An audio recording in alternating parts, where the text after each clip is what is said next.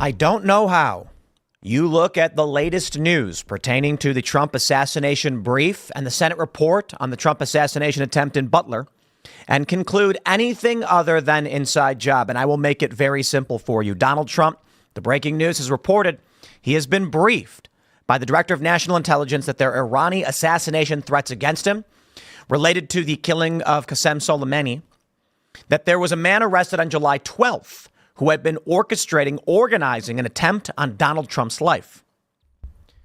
And that brings us to what we know about the big picture.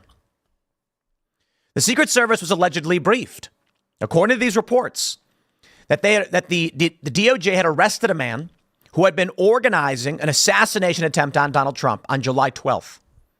With this knowledge, the Secret Service says the DOJ says they were briefed. The Secret Service was to increase security for Trump. What happened the next day? 27 minutes before Crooks was able to get off those shots, the Secret Service was informed. They did nothing. Now, we know this, but new information is quite damning. Even after people were screaming and local law enforcement were running towards Crooks with their weapons out, the Secret Service stood down. How? How is that possible? Sorry. You decide. I ain't going to say anything. No conspiracy theories here. The Secret Service testified that they did not do their jobs despite knowing a day in advance they needed increased security because there was an assassination plot against Donald Trump. They didn't secure the building the cops told them to secure. They knew 3 hours, 1 hour, 27 minutes, 10 minutes, 2 minutes, and 22 seconds. Those are all of the time frames in which Secret Service was told explicitly this is going to happen. They stood down every single time. Explain to me. I'll wait. You can't. Every response on Twitter is like, okay, inside job. And it seems like the narrative is this. Let me start here. A poll came out showing that 28% of Democrats believe this country would be better if the assassins succeeded. So let's just say 1 in 4 Secret Service agents. 1 in 4. Well, and that's not fair. That's not fair. Let's say it's 50-50. Let's say some are Democrats, some aren't. So 1 in 8. Is that all it takes for a Secret Service member to know Donald Trump can't be released from holding with an active threat? They didn't care. They released him anyway. Police are running with their guns drawn, and Secret Service is like, no. Don't pull Trump. Don't pull Trump. That makes sense. I'm losing my mind over this report, ladies and gentlemen. This is absolutely insane. None of it makes sense unless the simple solution would be Secret Service were briefed. There was a plot against Trump, and they actively decided to let it happen. Or one person in logistics, as I've long said, is the simplest solution, just discoordinated or whatever, made sure that there was no active plan to stop this guy. But we're going to break this down. I'm going to read you this stuff, and none of it makes sense unless it comes to the conclusion that there were more than one Secret Service agent that were intentionally standing down, hoping this guy would succeed. We'll go through it. We got other news. Alex Jones has been forced to liquidate. It's wild, crazy stuff today, man. This assassination report is some of the craziest I've ever seen. So smash that like button, subscribe to the channel, share the show right now. If everybody who hit that like button, everybody who watched hit that like button, we'd have like 200,000 likes. 300,000 maybe. Wouldn't that be great? So give it a like and share the video, help support the show. But before we get started, my friends, we got a great sponsor today. It's Preserve Gold. Head over to preservegold.com/Tim Pool. That's me. Financial experts are urging Americans to prepare now. With inflation soaring, a border crisis affecting cities and small towns, and warnings of a recession, my friends, we are living in insane, unpredictable times. I didn't even need to say that. You just listen to the whole intro to the show. It's getting crazy, man. To protect your retirement accounts and 401ks and your lives, you should strongly consider physical gold and silver. Right now, Preserve Gold has an exclusive offer for my viewers where you can get up to $15,000 in free gold and silver with a qualified purchase as well as a free guide. Text TIM to 505 05 to learn more. Visit preservegold.com/Timpool. Preserve Gold has hundreds of 5-star reviews, millions of dollars in trusted transactions with happy clients. And it goes without saying, it's more than just your retirement accounts. I mean, I think right now you'd be wise to just generally prepare for the worst, hope for the best. I don't know what's going to happen. We got some polls to go through, but there's deep concerns about what's going to happen to this country in the coming months. So, maybe go buy a physical survival guide, download some things to your phone. But also check out boonieshq.com, my friends, because guess what? We're selling out of everything. This is crazy. The Mr. Bokus board is now sold out. We once again sold out of our snack boards. Holy crap. We got to get some of these booby boards in. I suppose you can still buy Taylor or my Taylor Silverman Pro Model or the Tim Pool Pro Model. I think it's funny that's called the Pro Model. I don't know. We sell merch, okay? But the Mr. Bokus board sold out. I just want to say I think it's hilarious that y'all have the opportunity to buy like a Tim Pool board or a Taylor Silverman board, but y'all bought Mr. Bokus, the Mr. Bokus Pro Model. Rest in peace, Mr. Bokus. We should add, a thing on there saying in memoriam. We will always miss you. You were a very good little dickhead who pissed all over the place, but we loved you anyway. So boonieshq.com, of course, become a member at timcast.com by clicking join us to support our work directly. We greatly appreciate your support. But don't forget, once again, to smash the like button right now. Share the show with your friends. Ladies and gentlemen, let's talk about this breaking news, which is terrifying, shocking, and honestly, we try to be reasonable people. But the conclusion here with the information that's coming out is, I suppose Occam's razor suggests inside job. That's the only conclusion. To all the people who are like, no, it was a cascade failure of every possible thing going wrong, I'm like, that's not possible. I don't believe it's possible. It was Viva Frei who said it's fractal wrongness. It's just exponentially ridiculous. I'm going to give you the quick brief, and then we're going to read through this report from the New York Times. Donald Trump has put out a statement. He's been briefed that there are threats against him, assassination teams. Iran is out to get him. The DOJ arrested a man on July 12th for orchestrating a plot against Donald Trump, offering up to $1 million to take Trump's life. Secret Service was briefed, instructed to increase security. Reportedly, they said they did. The next day, they didn't have Secret Service on the roof where they were supposed to, despite local law enforcement saying you need security up here. They saw a guy fly a drone over the event. Nothing. Nobody says a thing. He sneaks in, this Crooks guy, he sneaks in, and police are like, hey, a guy just snuck in. Nothing. 3 hours before, they spot him and they say, we got a weird guy. They do nothing. 1 hour before, someone says, hey, there's a weird guy. They do nothing. 27 minutes before, they say, guys, we got a threat, identified threat. This guy, they did nothing. 10 minutes before, police spot him with a gun on the roof. This may have been 2 minutes before, but somewhere around this point. I think it was 2 minutes before they see him on the roof with a gun. I think it was 10 minutes before they see him by the building and they go over there. 2 minutes before the shooting took place. 2 minutes. The cops, because the body camera footage was released, they see him on the roof. He points a gun at a cop. 2 whole minutes. Nothing. Not a single moment did they pull Donald Trump off that stage.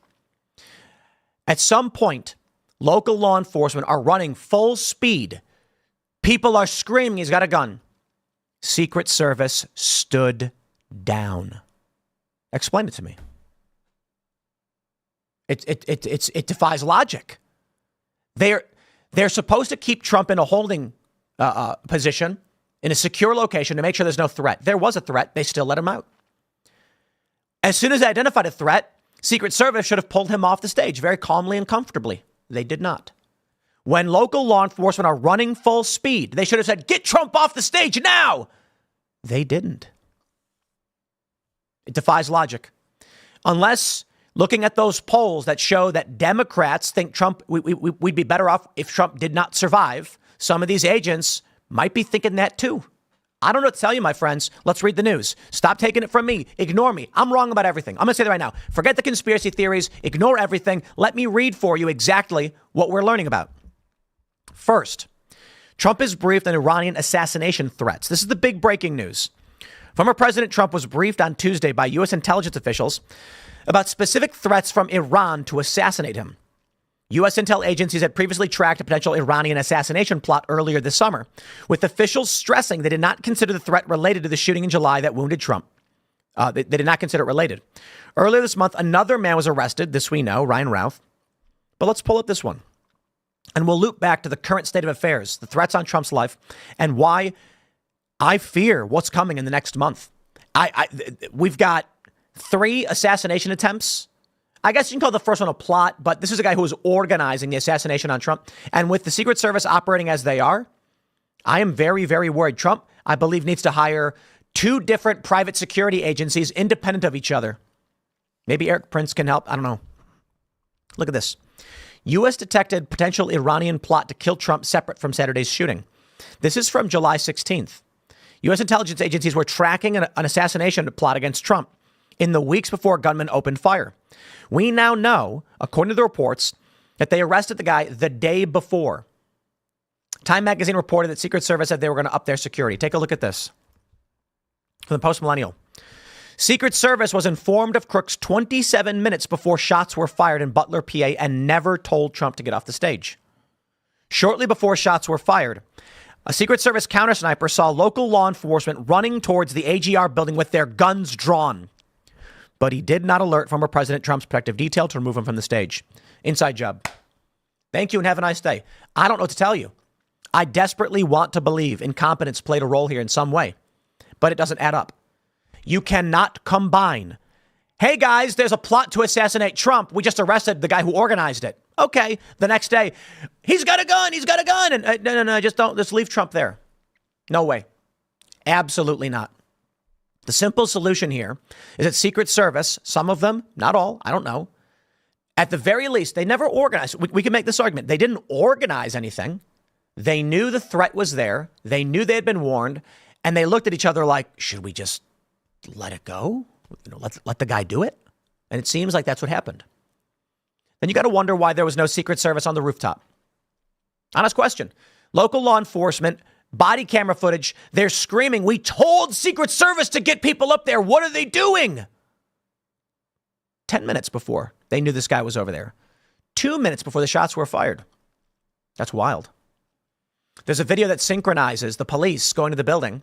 They see a guy on the roof. They're going to investigate. And you can hear Trump talk. And the time lapse is around 2 minutes. At no point did Secret Service be like, hey, guys, you know the assassination plot that the feds told us about yesterday? We think it might be. There's a guy on the roof. Quick, get Trump out of here. Right now, we're hearing Trump has to cancel his Wisconsin rally because Secret Service says it did not have sufficient assets to secure the event. I'm going to tell you my opinion on this one. And I know the corporate press is going to scream. They're going to call me a conspiracy theorist. I don't care. None of it adds up. If they can pull a Trump rally now, why didn't they do it when they were told there was an assassination plot against them? See, now there's scrutiny. Absolutely insane. The Post-Millennial reporting. U.S. Senate report on the Trump assassination attempt by Thomas Matthew Crooks in Butler, PA on July 13th was released on Wednesday morning and reveals, as Senator Richard Blumenthal warned it would, shocking security failures by the U.S. Secret Service. The agency knew that Crooks was on the building for 27 minutes ahead of the attempt on Trump's life, which killed one man and injured others. At approximately 5:45 p.m., Secret Service personnel were notified that local law enforcement observed a suspicious person with a rangefinder near the AGR building. By 5:52 p.m., at least 8 USS personnel had been informed, approximately 2 minutes before shots were fired. So hold on there a minute. 5:45 p.m., they say there's a guy with a rangefinder. And all the Secret Service, they knew that there was a plot to assassinate Trump active, and they had arrested the guy who organized it. Okay. I think there should be a criminal investigation here. The findings of the report, well, I guess the argument then is from these Secret Service agents is, we didn't do anything wrong. We just didn't do anything. The findings of the report list 12 key points of complete and total failure, where Secret Service should have taken action to protect the president and take out the shooter and completely failed to do so, nearly costing the nation a former and perhaps future president, depriving a family of a father and husband and grandfather and this is not Trump, but and actually they did deprive a family of a father and husband, Corey Comparator. 1. Secret Service personnel were notified of a suspicious person with a rangefinder 27 minutes before the shooting. 27 minutes! And they knew of the plot. 27 minutes. They were notified of an individual on the AGR roof 2 minutes before, and they knew of the plot. 3, shortly before shots were fired, a counter sniper for Secret Service saw local law enforcement running towards the building with their guns drawn, but did not alert Trump's protective detail to remove him from the stage. The Secret Service counter sniper told the committee that while seeing officers with their guns drawn elevated the threat level, the thought to notify someone to get Trump off the stage did not cross his mind. I don't believe it. I don't believe it for 1 second. Counter snipers, including the one who shot and killed Crooks, were sent to the rally in response to credible intelligence of a threat. However, the Secret Service personnel interviewed by the committee nearly all said they were unaware of any credible intelligence of a threat. Agents, U.S. Secret Service advance agents on July for the rally denied individual responsibility for planning or security failures, deflecting blame, and could not identify who had the final decision authority for the rally. They're covering up for someone. They're covering up. I think they're all in on it. I think each and every one of these guys should be criminally charged. I'm not kidding. It's not a joke. They're all basically saying, we don't know who's in charge. Well, you've got a chain of command. Who's the boss? We don't know. So you all violated all. I mean, look at I don't know, man. Okay, maybe there's something criminal here. Maybe I'll just get fired. Local law enforcement raised concern at the security of the building. Secret Service advanced personnel identified multiple line-of-sight concerns. 8, there were 2 separate communications centers at the July 13th rally, one for Secret Service, one for local law enforcement. 9, Crooks was in the Secret Service counter-sniper sights for mere seconds before he fired at Crooks. I don't know what that's supposed to imply. He should have shot sooner. Secret Service advance agents requested additional resources that would have been helpful, but they were denied. So who was in charge and who denied it? Secret Service CUAS system experienced technical problems and was inoperable until 4:33 p.m. after Crooks flew his drone near the site. They never stopped him. They didn't think it was suspicious that a guy was flying a drone. Nobody seemed to care. And 12, Secret Service officials reported experiencing technical problems with their radios at the rally and told the committee such problems are common for Secret Service. I don't buy it. I think these are all deflections so they can say, oh, there's plausible deniability. Everything broke all at once. The radios weren't working. Our drones weren't working. We don't know who is in charge. And, I don't buy it. I don't buy it. I have to believe that the simple solution here is 1, a bunch of different people all didn't do their jobs properly accidentally. Their radios coincidentally stopped working. They were confused as to about why a guy was walking around sneaking in flying drones, why he had a rangefinder. Everybody just whoopsie-daisied. All right, let's entertain this. The drone, every Secret Service agent, every law enforcement personnel saw the drone, or maybe they just couldn't see it. The sun was too bright. They looked up, is that a drone up there? I can't tell. So they all just, what's the only logical conclusion? Certainly if they saw the drone, they'd be like, who's flying a drone right now? Ours don't work. Flying a drone over a presidential rally? That seems insane.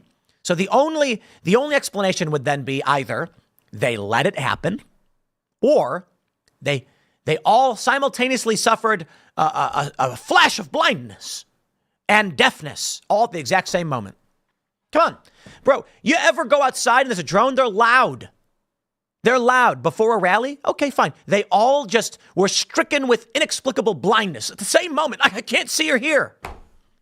Every single one, every single law enforcement officer, every single Secret Service agent, every single one. Fine. We all choose to believe that. We're going to say that's what happened. It was magic because it's cascade failure, right? All right. So an hour before they see this guy sneak in, there's a text message that goes out. They all decided, you know what? We did an assessment and the guy who snuck in is not a threat. Every single one, every single local cop and Secret Service agent, all just decided all this money. We don't care. It's fine. I don't know how you explain that one away. I mean, I can come with a magical explanation where all at once a blinding light blinded every law enforcement officer of all different agencies and they couldn't see a drone flying over them.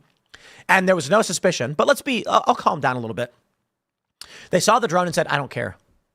That's the real explanation. They all saw the drone flying over it and they said, I don't care. That's it. Because If they wanted the risk to Trump to increase, if they wanted Trump to be harmed, they'd look at the drone and ignore it. And if they just plumb didn't care either way, they'd look at the drone and they'd ignore it. They heard this man snuck in, they ignored it. He climbed on the roof, they ignored it. He had a rangefinder, they ignored it. 10 minutes before, or I think it was 2 minutes before, he's pointing a gun at cops. They ignored it. So you mean to tell me that you genuinely believe that y'all out there, corporate press, because again, I'm agreeing with you on this one. You are correct. This was all just cascade failure. Yeah, it's just that one moment in history where every law enforcement officer knew that there was a suspicious guy that had been flying drones. He was armed with a gun on top of a building. And for 2 minutes, not a single one said pull Trump from the stage. And they had a briefing from the FBI that there was an assassination plot against Donald Trump. And they arrested the guy just the day before. So you knew all of that. And wow, that's pretty incredible. It's a pretty wild conspiracy theory you got there to believe all that. Now, that's a conspiracy theory. The amount of leaps and assumptions you have to make to believe that all of that is true, I believe, shows that, I'm sorry, I can't believe you're that dumb. Just can't do it. Can't believe you're that dumb. But they're going to come out and they're going to say, how could this have happened? Any reasonable person can figure that out. You know, imagine you see a broken window and there's a rock inside the house and the window is broken. And you go, man, that's so weird. How could this have happened? There's a rock right there and the window's broken. Well, we've concluded that at some point, somehow, the wind became really strong and the window just shattered. And then a rock blew in and landed there. Is that what's believable? Because that's basically what they're doing right here. A reasonable person would conclude that if the FBI informed them there was an assassination plot and this guy was spotted all over the place, that they actively denied Trump the protection he deserved, knowing what was about to happen. That's the nice way to interpret it. Otherwise, you're basically saying, oh, the window broke somehow we don't understand and the rock came in after. Why would you conclude that? When you hear hooves, you don't think zebras, you think horses. That's what they say. Right now, we're being told that the threat is real. Donald Trump has this tweet he posted just last night. He said, big threats on my life by Iran. The entire U.S. military is watching and waiting. Moves were already made by Iran, but that didn't work out. They will try again. Not a good situation for anyone. I am surrounded by more men, guns, and weapons than I've ever seen before. Thank you to Congress for unanimously approving far more money to Secret Service. 0 no votes, strictly bipartisan. Nice to see Republicans and Democrats get together on something. An attack on a former president is a death wish for the attacker. Jack Posobiec points out what Matt Gaetz had reported, 5 assassination teams actively operating here in the United States targeting Donald Trump. The New York Times reports Stephen Chung, a Trump campaign spokesman, said that the threats from Iran were part of an effort to destabilize and sow chaos, and that intelligence officials have identified that these continued and coordinated attacks have heightened in the past few months. A spokeswoman for the Office of the Director of National Intelligence acknowledged the briefing took place, but declined to answer questions to provide any specifics. It is not clear if the intelligence officials provided new details about existing threats by Iran against Trump, or if spy agencies had gathered information about new plots against them. They're going to mention that Iranian hackers hacked Trump, seeking to influence the 2024 election, breached by Trump's campaign, and sent excerpts from the documents pilfered from the campaign. Two people associated with Biden's re-election campaign this summer. Iran also engaged in an ambitious and brazen effort to spread disinformation about the election. The effort appears intended to undermine Trump's campaign, according to officials, but they have also targeted Biden, Harris, suggesting a wider goal of sowing discord and discrediting American democracy. Oh, American democracy. Is that what they call it these days? Indeed, indeed. Russia and China have also engaged in disinformation campaigns aimed at influencing American elections. American spy agencies have assessed that Russia favors Mr. Trump, seeing him as skeptical of U.S. support for Ukraine. And U.S. officials announced a broad effort to push back on Russian influence campaigns this month. Here we go. We got more from the New York Post. Lead Secret Service agent at Trump's Butler rally knew of credible intelligence of threat but didn't raise alarm. I'm sorry, dudes. How? I don't know how to conclude anything other than inside job, right? And there's a clarification here. The corporate press is going to try and downplay this. They want the narrative to be Iran. By inside job, I'm not saying that people in the Secret Service worked with the guy to go after Trump. No, I'm saying it appears that Secret Service was well aware that there was a plot against Donald Trump. And though it may be unrelated to crooks, the day before they were briefed, they needed to up their security. And instead, they stood down. I'm going to say that again. They stood down. I'm going to say that a third time. The Secret Service on that day stood down. They stood down. Now, I'm going to get a bunch of naysayers and detractors saying, no, they did their jobs, Tim. No, they didn't. You see a guy walking around with a rangefinder, you do your job. You say, hey, guy, what are you doing? They stood down. On the roof, they see a guy climbing up on the building. He's got a gun. They stood down. Cops are running towards a guy. They're screaming he's got a gun. They've got their guns drawn. Secret Service stood down. They just waited. Nobody pulled Trump from the stage. They never kept him in hold. We know all of this stuff. We know this for a while. So you explain it to me. You explain it to me, okay? Because I ain't playing that game. None of it makes sense. Trump's forced to cancel his Wisconsin rally. They're saying they don't have the sufficient assets to secure the event. A whistleblower has come forward alleging that the Secret Service told former President Trump's team that it didn't have sufficient resources to secure a rally the campaign wanted to hold in Wisconsin. Senator Josh Hawley revealed the whistleblower's account was provided to his office. Let's pull up his tweet, the tweet here from Hawley. He says, a whistleblower tells me Secret Service denied the Trump campaign the resources and manpower for a rally in Wisconsin. That contradicts Roe, who said Trump, Harris, and Biden were all getting the same protection. Harris held a Wisconsin rally last week. Dear Acting Director Roe, I'm writing concerning a new whistleblower allegations. Secret Service effectively forced the Trump campaign to cancel an upcoming event in Wisconsin. You see, Wisconsin's a very important state for Donald Trump and for the Republicans, and they don't want him to have a chance to win. And so here we are. According to the whistleblower with direct knowledge of the exchange, Secret Service recently told the Trump campaign that it did not have sufficient assets to secure a potential campaign rally in Wisconsin for the former president. Other whistleblowers with knowledge of Secret Service planning protocols allege that failure to provide protection from a major public event is highly unusual and that a sitting president would never be denied resources in this way.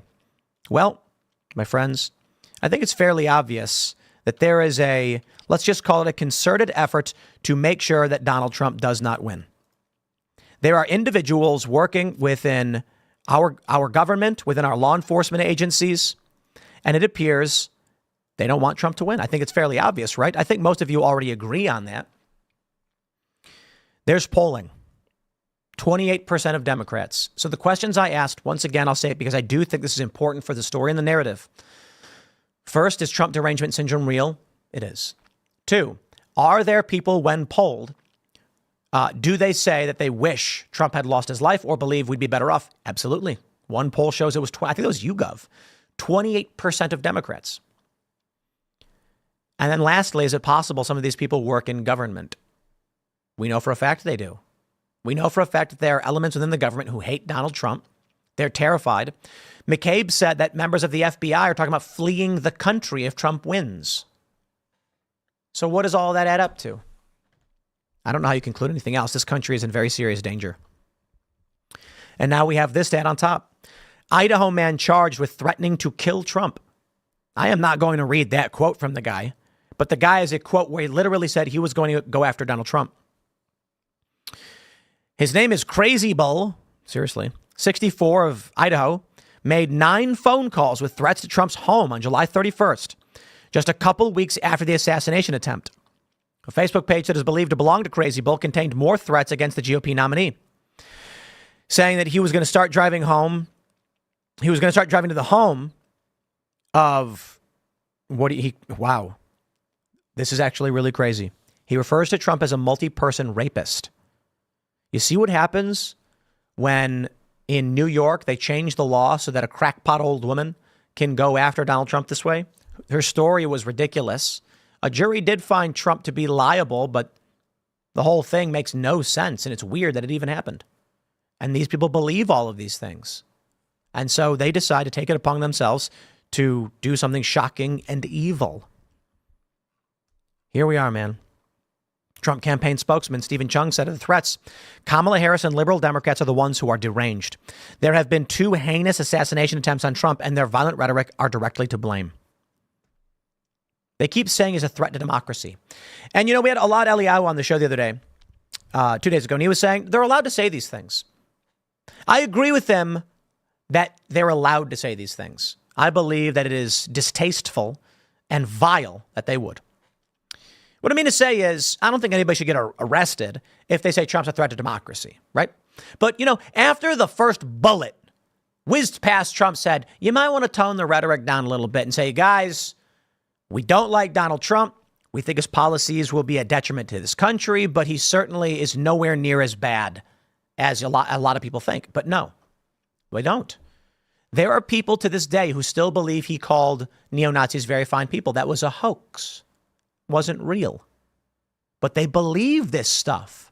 And they legit think that there is like a Klansman neo-Nazi guy running for president because the media keeps lying about him. I fear the worst. I fear the worst. Washington Post, Americans are more worried about political violence under Trump. New polling from CNN suggests the effort to draw equivalence between right and left isn't yet working. This is really fascinating, isn't it? Roughly 73% of voters say they're concerned about politically motivated violence. 90% Democrats. I am sick of this. The psychotic word diarrhea from people like Rachel Maddow have driven Democrats into a psychotic, delusional, paranoid state. That's why they're threatening Donald Trump. Republicans don't feel the same way. Republicans, I believe it's only 59% that are concerned with violence, despite the fact the assassination attempts are all pointing at Trump. But the paranoid, delusional psychopaths that have been watching endless Rachel Maddow are deranged and believe that neo-Nazis are going to take over and march through the streets, smashing things and arresting people and other garbled nonsense. That's what they believe. And so when you get these reports, Americans are more worried about violence under Trump. Yeah, because you got picture January 6th right here. Because there was one bad day, a very bad day, mind you. January 6th was awful. And they lie about it. They hype it up. They target all of these people and they ignore the insurrection. I love this.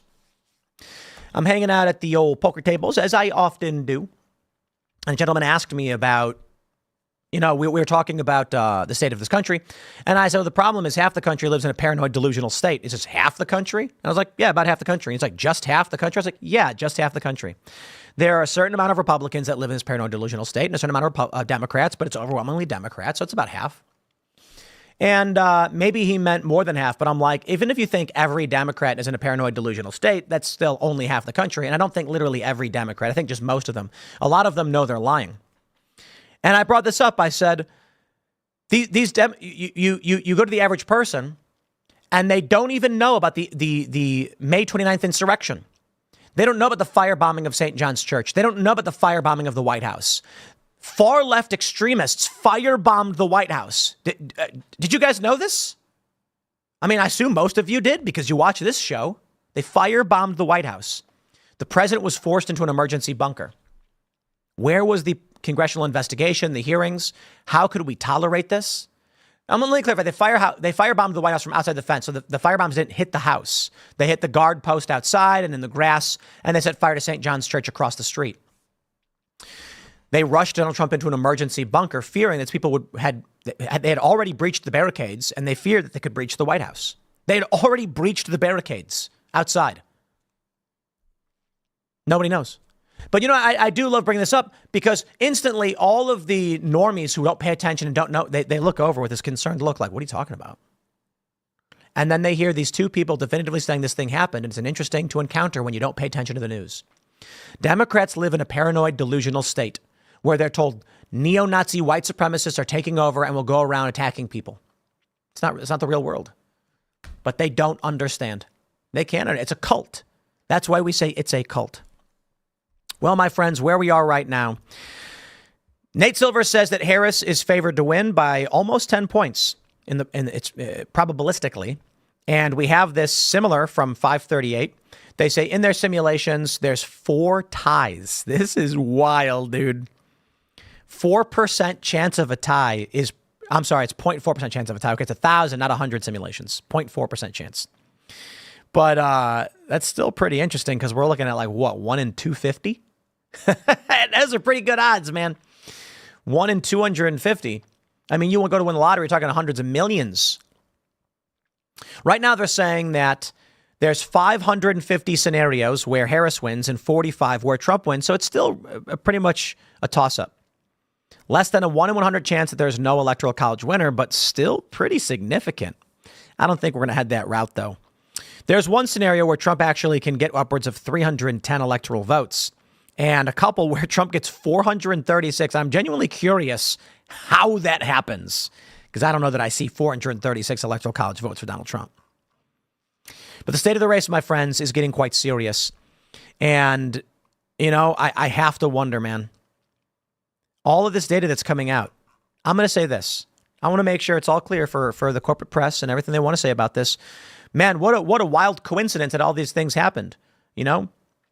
Every single Secret Service agent, law enforcement agent just stood down on that day despite having advanced knowledge of an assassination plot against Donald Trump, seeing a suspicious guy flying a drone with a rangefinder, climbing up on a roof, armed with a rifle, pointing the rifle at cops. Wow, what a crazy coincidence. That's all it was. There's no conspiracy theory. None. You're right. And I'm wrong about all of this. All that happened that day was it was just, you know, every failure that could have happened all at once. And every single Secret Service agent, law enforcement agents just were just incapable of seeing and hearing a drone at the same time. You know, that's the only explanation. We're going to go to the next segment, my friends. We got a lot more to go through. The Alex Jones story is pretty wild. So let's grab the Alex Jones Infowars story. Infowars will be auctioned off to pay Sandy Hook families. We'll jump to that in just a minute. But first, we're going to grab your super chat. So get your super chats in. Tell me exactly why I'm wrong. I want to hear it because I want to believe it's not true. Become a member at timcast.com. Smash that like button. Just destroy the like button. 1 like equals 1 fight again. And, follow me on X at Timcast. Let's read what you guys got to say. All right. The Clayway says, number 1, indeed, sir. Tim, Trump, and my egos are the same. We say we're the best, which makes us the best, even when on true, not true. I certainly don't think I'm the best at anything. I think I'm pretty good at a lot of things. I think that's fair. A lot of people take pride in their work and think they're good at things. I'm certainly nowhere near the best skateboarder, nowhere near the best podcaster, nowhere near the best guitarist or musician or songwriter. In fact, I got to be honest, I don't think I'm the best at anything. I can look at every single thing I have ever done and point to people who are better than me at it. You know, but I try my best. I can say that I'm as good as I can be. I am the best that I can be. I've been eating healthy. I've been exercising. I've been working as hard as possible. I have been trying to make sure I'm getting the proper amount of sleep. I am doing everything that I believe I could be doing efficiently. And there are certain questions, though, because I do feel like I want to believe I'm doing the best I can. But I don't know what I don't know. So I think that it's probably best to conclude I'm doing the best that I can do with the knowledge that I have. But it is very likely I could do better. As for everything else, man, yeah, nowhere near the best at anything. Who is the best at things anyway? Who's the best songwriter? Who's the best skateboarder? I don't know. There probably isn't one. I don't know. Nigel Houston, maybe. Best skateboarder. Best guitar player? I have no idea. All right, here we go. Thockett says, on the topic of doomsday, I enjoy doomsday prepping as more of a hobby because regardless if doomsday actually came, I'd be a goner 3 to 6 months after my chronic illness meds run out. It's funny because, the thing about prepping is you're buying things that you don't lose. If you buy emergency food that lasts 25 years, you can always eat it. That's the funny thing. It's like, if you have gold, you can always sell it. So this is the thing about buying gold, food. You're not losing the value of these things. It's one thing to pay rent. That money's gone, right? It's one thing to buy perishable food, normal food for the day on a day-to-day basis that perishes and it's going to be gone. Your money goes somewhere, it goes away. That value is disappearing.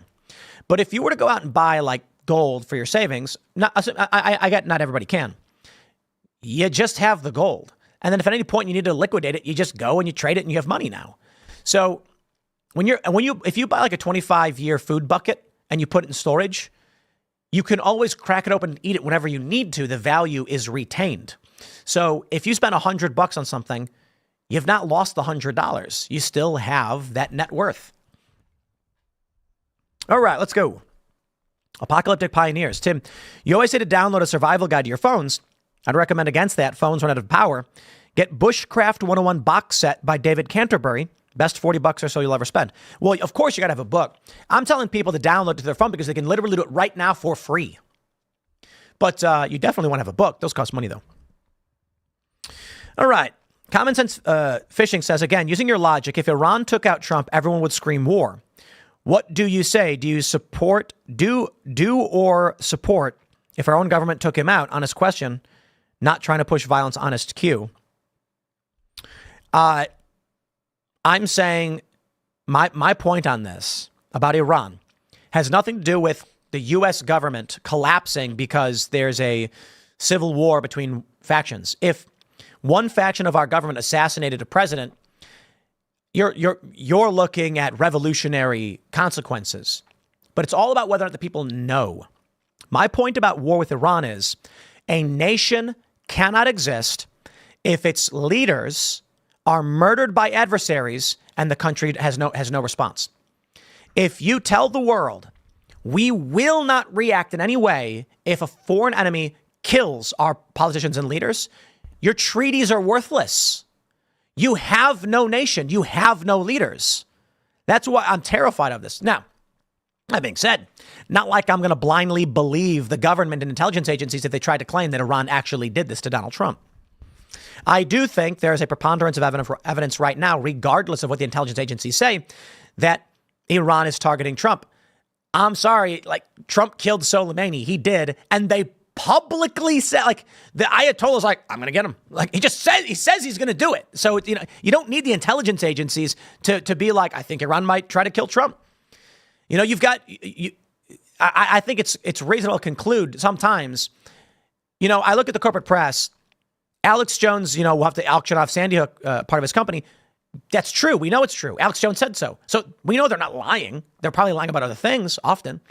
But, broken clock, right? Twice a day. There you go. And, let's grab some more super chats. Woo! Ooh, inhaled that one. Excuse me. All right, what do we got? Ryan Sargent says, Loudwith Crowder dropped more Varma footage where he talks about pharmaceutical companies collaborating with media and NGOs to push vaccines. Indeed, it's crazy stuff. What Crowder's done a really great job with this Mug Club. Shout out. All right. Shake and Bake says, I grew up and the political class of my state, from local office to congressional, around. There was a OU and a missing there. At every level, the elitist mentality was always there. I've seen it. They think they're better than you. They can run things better than you. Soapy Enigma says, watched the IRL show this morning. Anyone that has an issue with Ian hasn't listened to Elad. Ian would probably mediate on what you said. You mean meditate? And Elad would forget the moment he starts talking. Well, we like Elad. We like eclectic voices. Ian's our resident hippie woo-woo anti-Trump guy. He hates Kamala too. So the thing about Ian that really works that people need to understand is that he'll genuinely ask someone to explain themselves and allows them to articulate an argument very well. So a lot of people don't like Ian because they're like, he doesn't know what he's talking about. Why is he saying these things? Listen, if you were to show the whole time where everyone's like, Trump is right about war, and that's all we said, I know, yeah, his stance on Abraham Accords, and then we don't elaborate, you're not being armed with good information. But when Ian then says, what were the Abraham Accords? We say it was a series of treaties between Israel and Islamic nations that allowed economic normalization. There were actually, for the first time, flights going to Israel from Muslim countries, and trade was normalizing, which is the first step in peace. That's great to have on a show so that people can understand. And then if he says, what did Kamala Harris do? How did the Inflation Reduction Act cause inflation? It's like, oh, well, thank you for asking. Now you can break it down. It was actually a mass spending bill. And mass spending results in inflation because you're flooding the market with cash. You're giving money to people without an increase in supply. So people start buying products, but there is not supply on the other end to fill those gaps. Costs start going up because people are now bidding more money to buy things. People require more money to buy things. It all around creates more inflation. So I like that. I like it a lot too. I disagree with him. Like I get heated with a lot because he's very pro-war. He's a neocon. But we got to have those debates. We got to have those debates. I will say, however, last night when we were talking about, Dinesh D'Souza made a great point. What do you say to these Democrats who say, I want this policy, face negative repercussions from the policy, and then keep advocating for the policy? And Elad kept saying he felt bad for them because he has empathy. I tried explaining to him that what he wants is not what they want. And so when he claims to have empathy, he's not empathizing with them. They don't want what he wants. There are some people that want to sterilize their kids. They're happy to do it. Now, to protect the kids, conservatives are going to be like, we got to stop that. You're not empathizing with them. Oh, I feel for them. These poor people want to sterilize their kids. You're saying that's a bad thing we can't let happen. When they go and do it and bad things happen, we don't say, oh, those poor people. I can't believe we say they're happy with us. The simple version is go to San Francisco, go to a progressive who was a victim of a violent crime. Majority of the time, if you say, do you support bail reform? They'll say, I do. A week later, they're mugged. You go to them again and say, do you still support bail reform? They'll say, yes, I do. And they're going to be like, I understand that I got mugged. I accept that. The same thing is true because he brought this about vaccines.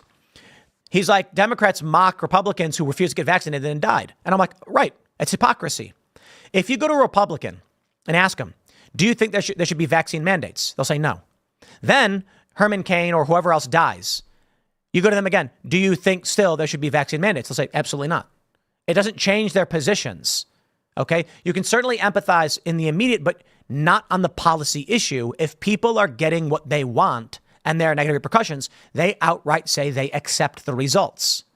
Conservatives do this too. Democrats do this. They keep trying to believe. They want to believe that conservatives want to believe they have the same values. Dinesh put it very, very well. Shout out to Dinesh D'Souza. He said the presumption of empathy here is that you cannot believe they genuinely want the results that they're advocating for. You think they must be so stupid and so wrong they're making mistakes. They know exactly what they're talking about. Let's grab some more super chats before we jump to this story here. All right, let's see what we got. AZT says these assassination attempts have given the perfect cover to silence Trump. Before this, they could have legitimately canceled Trump rallies. Now they have the perfect excuse. Indeed. And that's what we learned they did. That's crazy. All right. Dranger Defiance says, longtime viewer from back in the Obama days. Much respect for all you have built and how you have shaped our culture. We need it. My wife loves your coffee. How about a step-on-snack protein one? Oh, that's a good idea. We are working on protein bars. Maybe we should make a step-on-snack protein bar. I mean, the funny thing is, Booney's HQ. I'm sorry. The step on snack boards are sold out again. Yeah, I told them we needed 500 boards immediately, and I don't know how much they got printed in a day, but they're selling out like hotcakes because everybody loves step on snack and find out. I think it's hilarious. That's very good.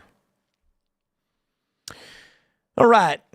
Veldrin Ola says either it was an inside job or the higher ups assigned all of the most incompetent agents to Trump's detail. Which indicates what? Right? Let's see.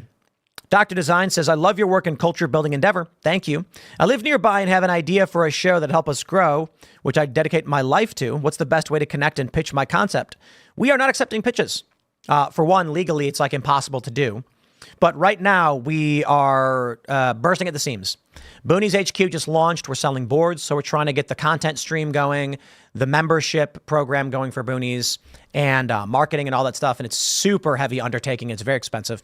And then we have, obviously, Pop Culture Crisis. Shout out their 700th episode will be Friday. And we also have Tales from the Inverted World. We're filming commercials for these things. We're going to be launching big marketing campaigns. So we need to get those, ball rolling down the hill. Inverted World is so awesome. Have you guys watched it? Basically taking callers from people who talk about ghost encounters and aliens. And I love that stuff. That's what it's all about. All right, we'll grab one more here. Let's see. Kane Abel says the problem with the left and their policies is that they will move and push for the same policies in our areas, yet they will be fine with their failing policies in our areas they moved to. Right. They move to areas that are nice and then advocate for things that destroy everything. Oh, man, what do we got here? Giovanni Garcia says, don't lie, Tim. You keep Ian around because he's got that heat. And I think you're referring to marijuana. I don't think Ian does any drugs. Like, I'm pretty sure Ian doesn't do drugs and doesn't drink. Seriously. Like, he doesn't smoke pot or anything. At least now he's here. Maybe that's why he goes to Miami. I don't know. But I think y'all need to understand that Ian doesn't need that stuff. I don't know what's going on over there. All right, ladies and gentlemen, we got huge news here. Let's talk about this. From the New York Times, Alex Jones's Infowars will be auctioned off to pay Sandy Hook families. A sale of the Infowars website and other property is set for November and could determine the conspiracy theorist's fate as a broadcaster. Let me just stress this to the machine. You can't stop Alex Jones. You will never stop Alex Jones. Nothing you do will ever shut down Alex Jones. Nothing. Now, I do find this interesting because I have to wonder who is going to dare help Alex Jones pay his debts. It's a bold undertaking. I'm like, imagine you're a media company and someone says, hey, Alex Jones, his company, they're going to sell off all this property to try and pay off his Sandy Hook debt. How would you like to give him a hand? Wait, hold on a minute. Do you want to be a media company in any respect that is the one who provided the cash to Alex Jones to help pay down his debt? You bought his gear from him. You are using the Infowars equipment. I don't know, man. Perhaps there are liberals who are like, ha, ha, ha, ha, ha, I got Alex Jones' camera. I can't imagine them wanting to use it. Going to people and be like, yeah, thanks to the hard work of Infowars and everything they built, we were able to get these discount cameras. And I was happy to provide cash to Alex Jones so that he could pay down his court debts. Yeah, I don't know who's going to want to take that on. The left is so censorious and so cancelous. I don't know what the right word is for it, but they're very much into canceling people. Do you really want to be the person that's using Infowars equipment because you gave him the money for his debts? I'm just saying. But let's read this. A Houston bankruptcy judge ruled on Tuesday that assets from the conspiracy theorist Alex Jones' Infowars empire can be auctioned off to help pay families of the Sandy Hook mass shooting victims the defamation award he owes. The auction, set for mid-November, will include Infowars website, social media accounts, broadcasting equipment. You can't auction off social media accounts. That's not allowed. Elon Musk can just go, no. Elon owns the X account. Sorry, nothing you can do about it. Broadcasting equipment, product trademarks, and inventory owned by Free Speech Systems, Infowars' parent company. Mr. Jones's fate as a broadcaster most likely depends on who buys his business. Though the Infowars name and assets are potentially of interest to a range of entities on the far right under the terms of the sales, anyone can bid. And therein lies the big point. Do you think a liberal is going to go buy Infowars? Maybe. And then they'll redirect it to KamalaHarris.com or something. That they'd probably enjoy. But I can't imagine that they'd want to buy the equipment and trademarks and utilize them in any legitimate way. You're more likely to see someone on the right take this up because the money helps Alex pay down his debt, which he probably never could. And it keeps so it's going to be some right-wing interest. I'm seeing people say Elon Musk should buy Infowars. He probably could. They're going to say that Mr. Jones spent years spreading lies that the 2012 shooting at Sandy Hook, we get it, was a hoax, and the families were actors. The family suffered online abuse, personal confrontations, and death threats from people who believed the conspiracy theory. Relatives of 10 victims, and we all know Alex was wrong to do this. I remember where I was when that story broke. I was in a burger joint in Brooklyn, watching the news, dumbfounded and saddened to see that stuff. I think, not a fan of this, but he apologized for it. I do think the reality is they're trying to destroy his business. If they wanted to make money, they'd just garnish his revenue. They'd take his money. Instead, they're like, nah, auction it off, shut it down. Now here's what's going to happen.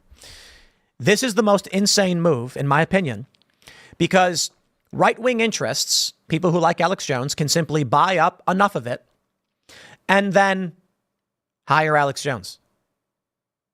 What are you going to do? Some 20-year-old guy who's got a net worth of negative $5,000 credit card debt can file for an LLC, offer up a rev share contract for Alex Jones as an independent contractor, and then film on his phone, make tons of money, and then pay Alex Jones a salary. And then what happens? In the event they go after this new company, that kid with a negative net worth goes, okay, I'll shut the company down, start another one. We don't have any money. There's literally nothing they can do to stop Alex Jones. Sorry, they just can't do it. They say he was sued for defamation in 2018, and they were awarded more than $1.4 billion in damages. But the most the families are likely to ever see is a small fraction of that, and they have been divided over how to equitably distribute the money. As the case is headed to court in 2022, Mr. Jones's company declared bankruptcy. Jones declared personal bankruptcy soon afterwards.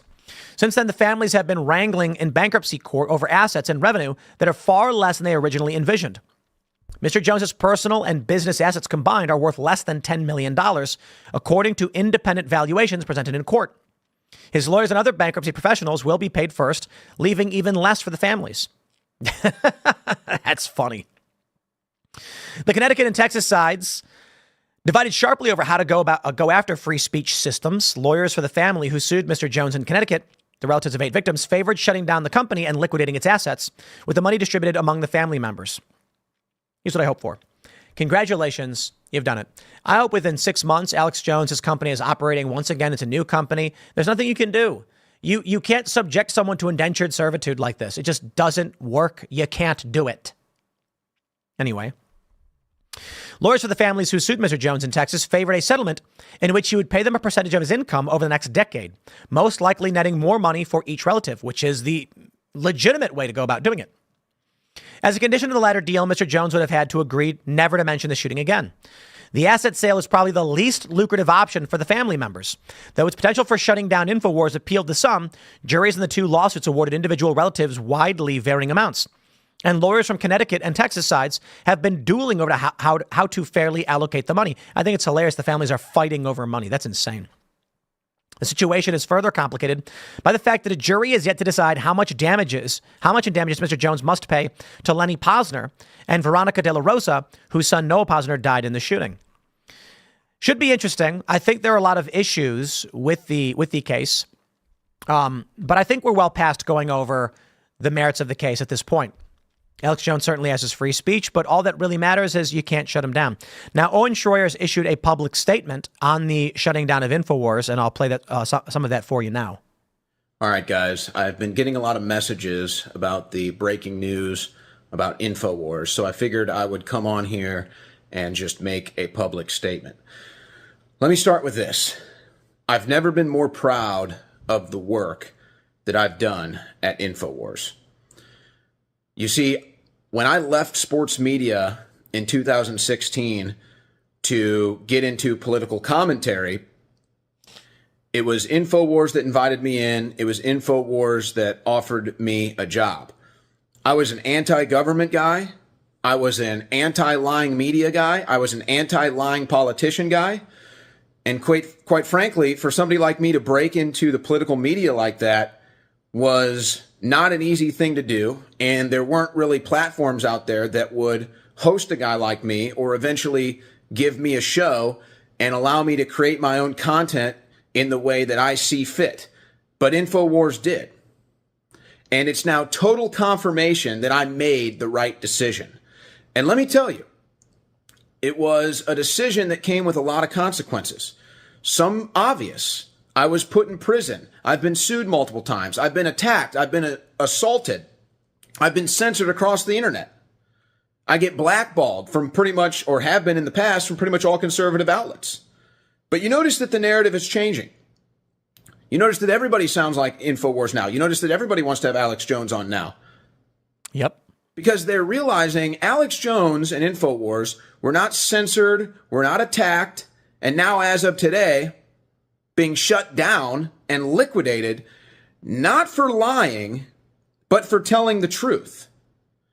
Because you see, if it was for lying, then wouldn't it be the mainstream media on trial? Trump-Russia collusion, Hunter Biden laptop is fake, vaccines are safe and effective, weapons of mass destruction. Should I go on? So no, I've never been more proud of my work at Infowars than I am today.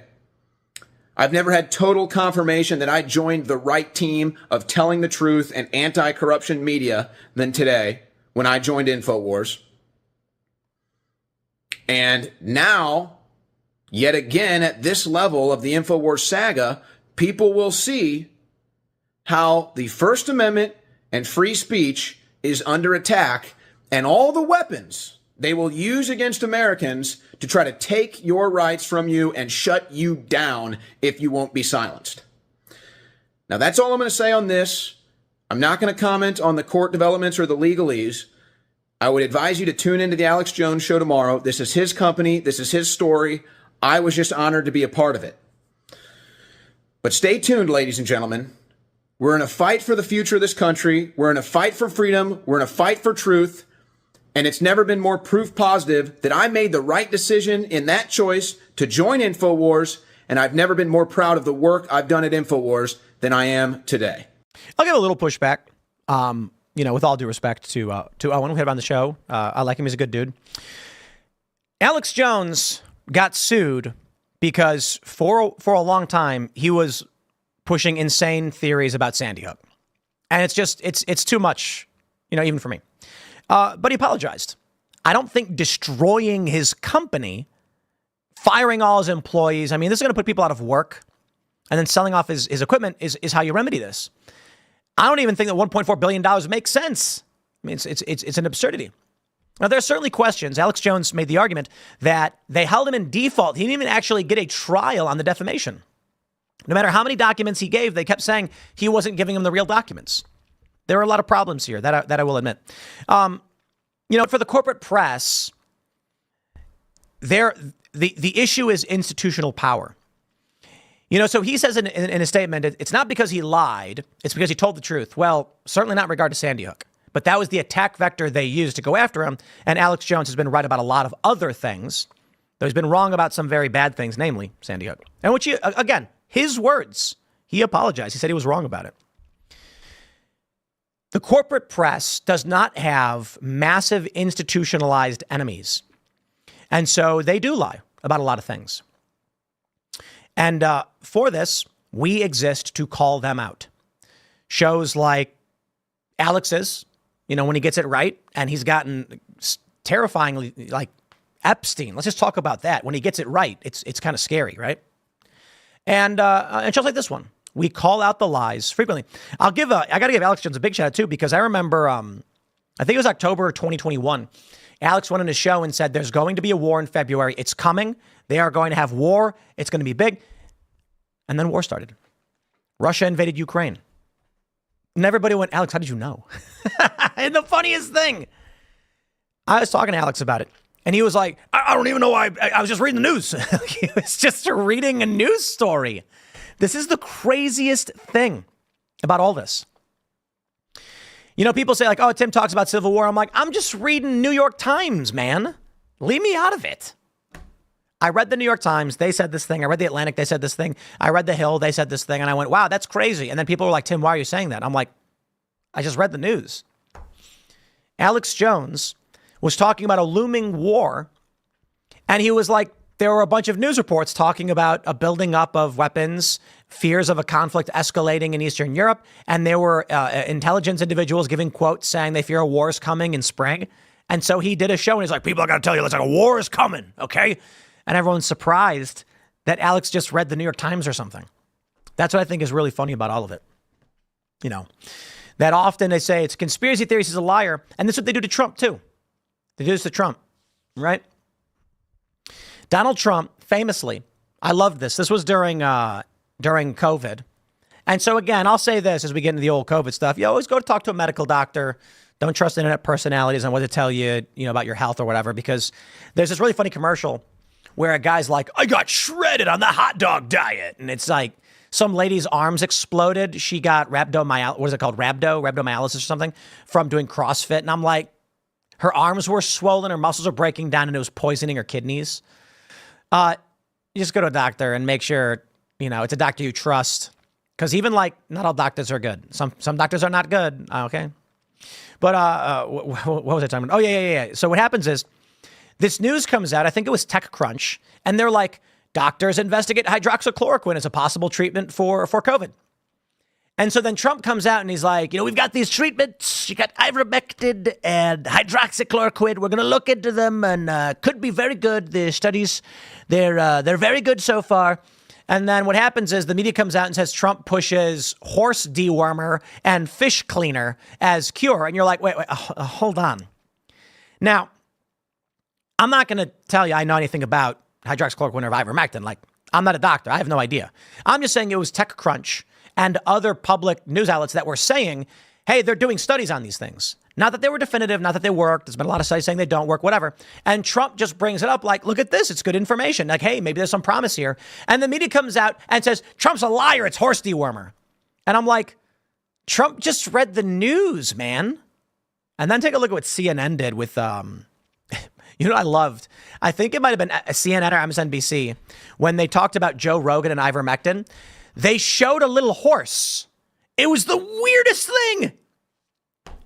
They made Joe Rogan look sickly. Remember that one? The viral video where Joe's all pale and green, like, I'm taking ivermectin or whatever. And then Joe was like, why did they do that to me? And then when they were talking about it in the video, it's like ivermectin does not do this, does not do that. And there was a picture of a little horse. Like, why did you do that? It's ivermectin is a known treatment for eye parasites. It's a deworming agent. And it is given to horses. They get these tubes and they jam in the horse's mouth and squeeze the tube and the horses love it. Gooey apple flavored ivermectin. The horses go nuts for it. But that doesn't mean it's not a just general drug. I mean, you can prescribe general antibiotics to dogs and cats like vets do, smaller quantities. When Mr. Bokus, our cat, was sick, some of the drugs he was getting were completely recognizable to me. They were just in very tiny doses. Very itty-bitty doses for little itty-bitty kitties, right? I just think the whole thing is absolutely hilarious. That's where we got to. That you can actually read the news, but if they don't like you, they'll then claim the news is fake. Because what we learn from all of this is that it's not about what's true. What it's about is controlling and isolating.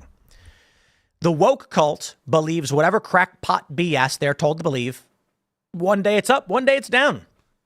One day here's news, the next day that's fake news. And that was the funny thing about the Trump era is that if Trump repeated a news story, they'd come out later and say it was fake news and he made it up. My favorite example I love to cite for you guys, and you know this one, is when Politico reported that Ukraine was trying to help Hillary Clinton win the 2016 election. Now, I'm just going to pull this one up for you. I got to do it because a lot of people was going to say, I don't believe you, Tim.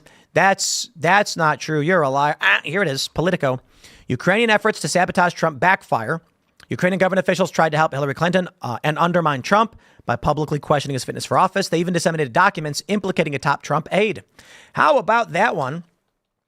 And then we have, let's see if I can find this one from Politico, because I just love how both stories exist. And here it is.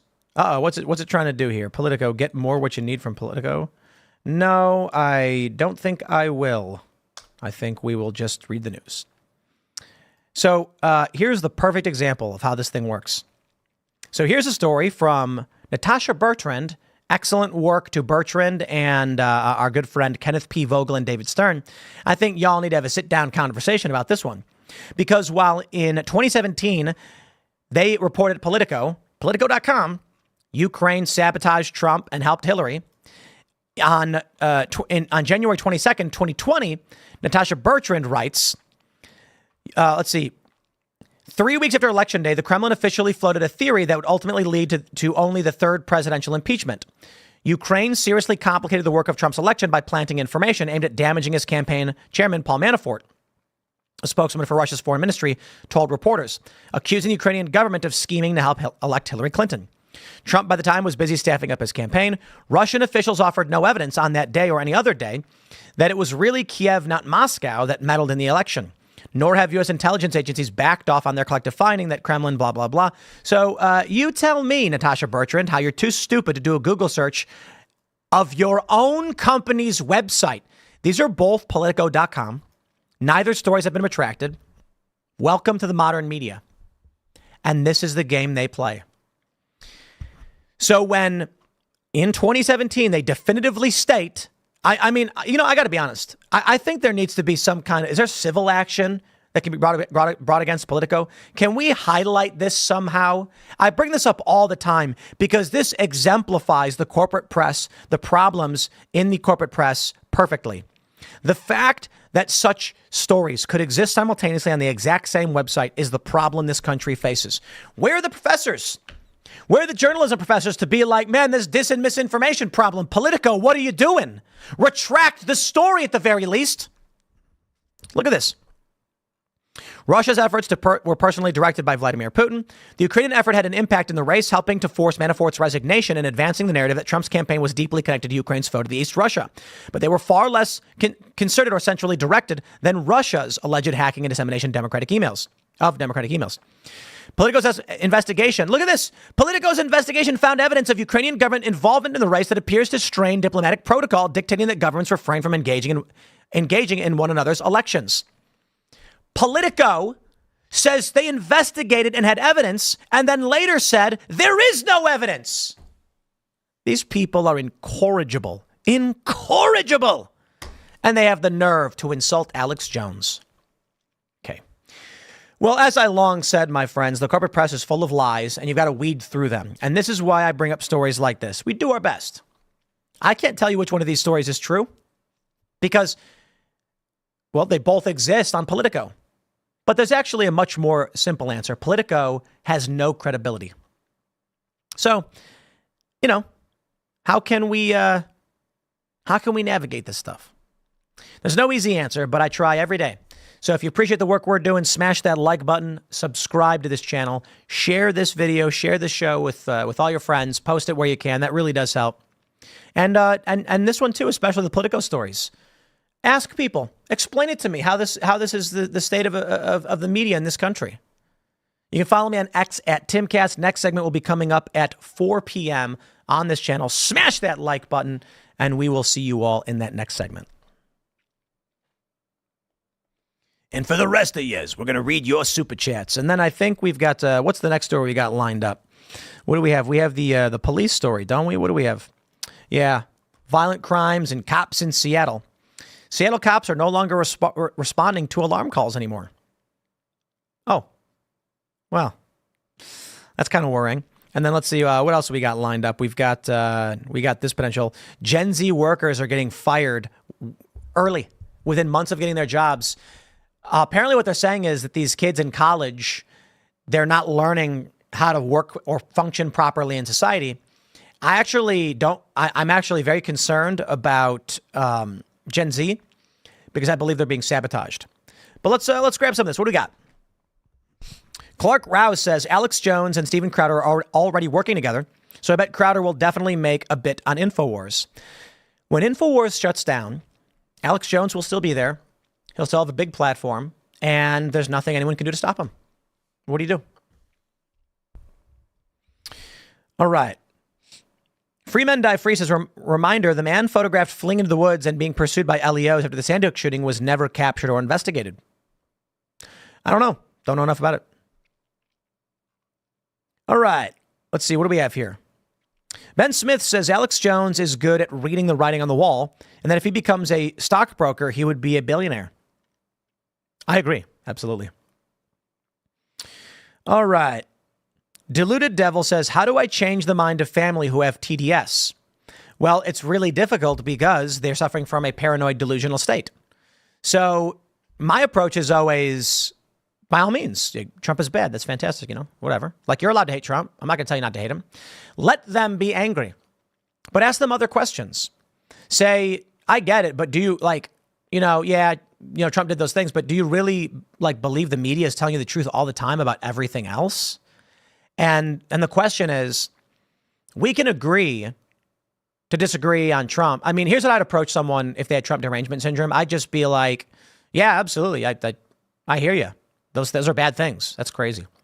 What do we do, though, outside of Trump, right? You've got a country that's deeply divided.